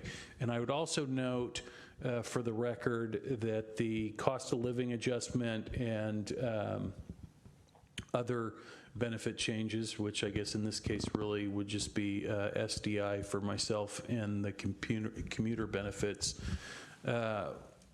do apply for the city attorney and the city manager's employment agreements with the city. With that, I'd be happy to answer any questions you might have. Questions for Mr. Maltby? Seeing none, is there anyone from the public wishing to speak on this item? Okay, I'll entertain a motion. Mr. Mayor, I move to adopt Resolution 2017-58, a resolution of the City Council of the City of San Carlos approving the updated salary and benefit resolution for the management group for the period of July 1st, 2017 through June 30th, 2019. Second. Okay, it's been moved and seconded. Any discussion? Yeah, just a brief comment, Mr. Mayor. And I just wanted to observe that I know that Jeff touched on this, that inflation currently is exceeding the 2% level, and I certainly very much appreciate all the work, the fine work that city staff does. And the way I look at this is I wish that we were in a position to be able to afford to do more. Part of what we have to do is to position ourselves so that we can not have to go through significant layoffs and restructurings down the road as cost structure changes. And I very much appreciate staff's understanding of that and willingness to work with us on that, because that's part of what makes this such a great team. And we wouldn't be able to do half of the great things that we do. Actually, we wouldn't be able to do any of the great things that we do without you guys. So thank you for all your hard work. Okay, any other comments or questions? Seeing none, roll call, please. Councilmember Collins? Yes. Councilmember Johnson? Yes. Councilmember Obert? Yes. And Mayor Grisilli? Yes. All right, council communications and announcements. Anyone have anything? I do. We had an SBWMA board meeting last Thursday and voted 11-1 to accept the contract for 15 years, contract extension for 15 years with Recology, our garbage purveyor. Then now this contract will go to each individual city, and each individual city will agree with Recology depending on what their needs or wants are. So it's basically $1 billion contract, and but it was hacked, or should I say the staff of SBWMA as well as committees have hammered this out over the last 6 months with Recology.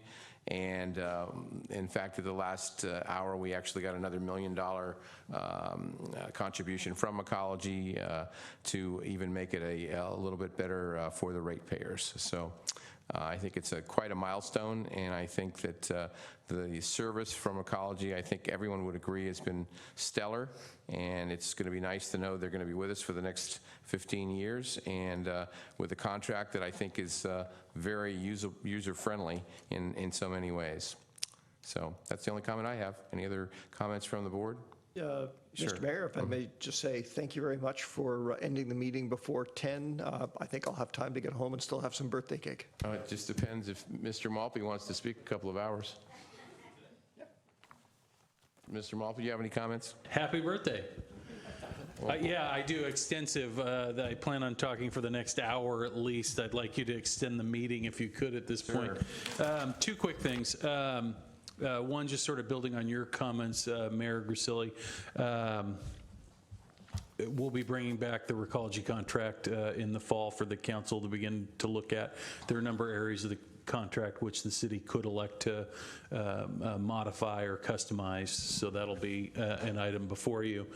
Secondarily, on the item that was just on the agenda, I would just like to, on behalf of the city employees, pass along thanks for the continued support of the employees and the job they do, the compensation they receive. I've gotten a lot of great feedback from employees about the city and the work that's being done right now. There's a lot of exciting things happening, and we've felt a lot of support from our elected officials. So thank you on my behalf and the rest of the employees. Mr. Johnson? I just wanted to add one item. I had a chance to go to the wayfinding kickoff celebration on Saturday, and it was a really nice event. Amy and staff did a great job. And, you know, we've added some kiosks and some trail markers and signage, which is great. But I think the focus of the event was there was a gentleman who was a teacher at San Carlos High School named Howard Drake, who actually helped construct the trail in Big Canyon Park in the early 1970s. And he passed away very tragically a couple of years ago while out on a hike. And the city has taken the step to name the trail that he constructed after him. So there, not only was it talking about the new signage, but it was a dedication really for the trail and recognition of all the work that he had done. There was members of his family and some of his very close friends. It was in some ways a celebration, but it was also sort of a secondary memorial service for this gentleman who contributed to the community. So it was just a very touching event, and I encourage people to go hike on the Howard Drake Trail in Big Canyon Park. Okay, I think we should adjourn in Mr. Drake's honor and also in our colleague, Mr. Grocott, to feel better. And my birthday's Thursday. Yeah, but you're going to be in Ireland. Yeah, but my birthday's still Thursday. Anyway, anything else? If not, we're out of here.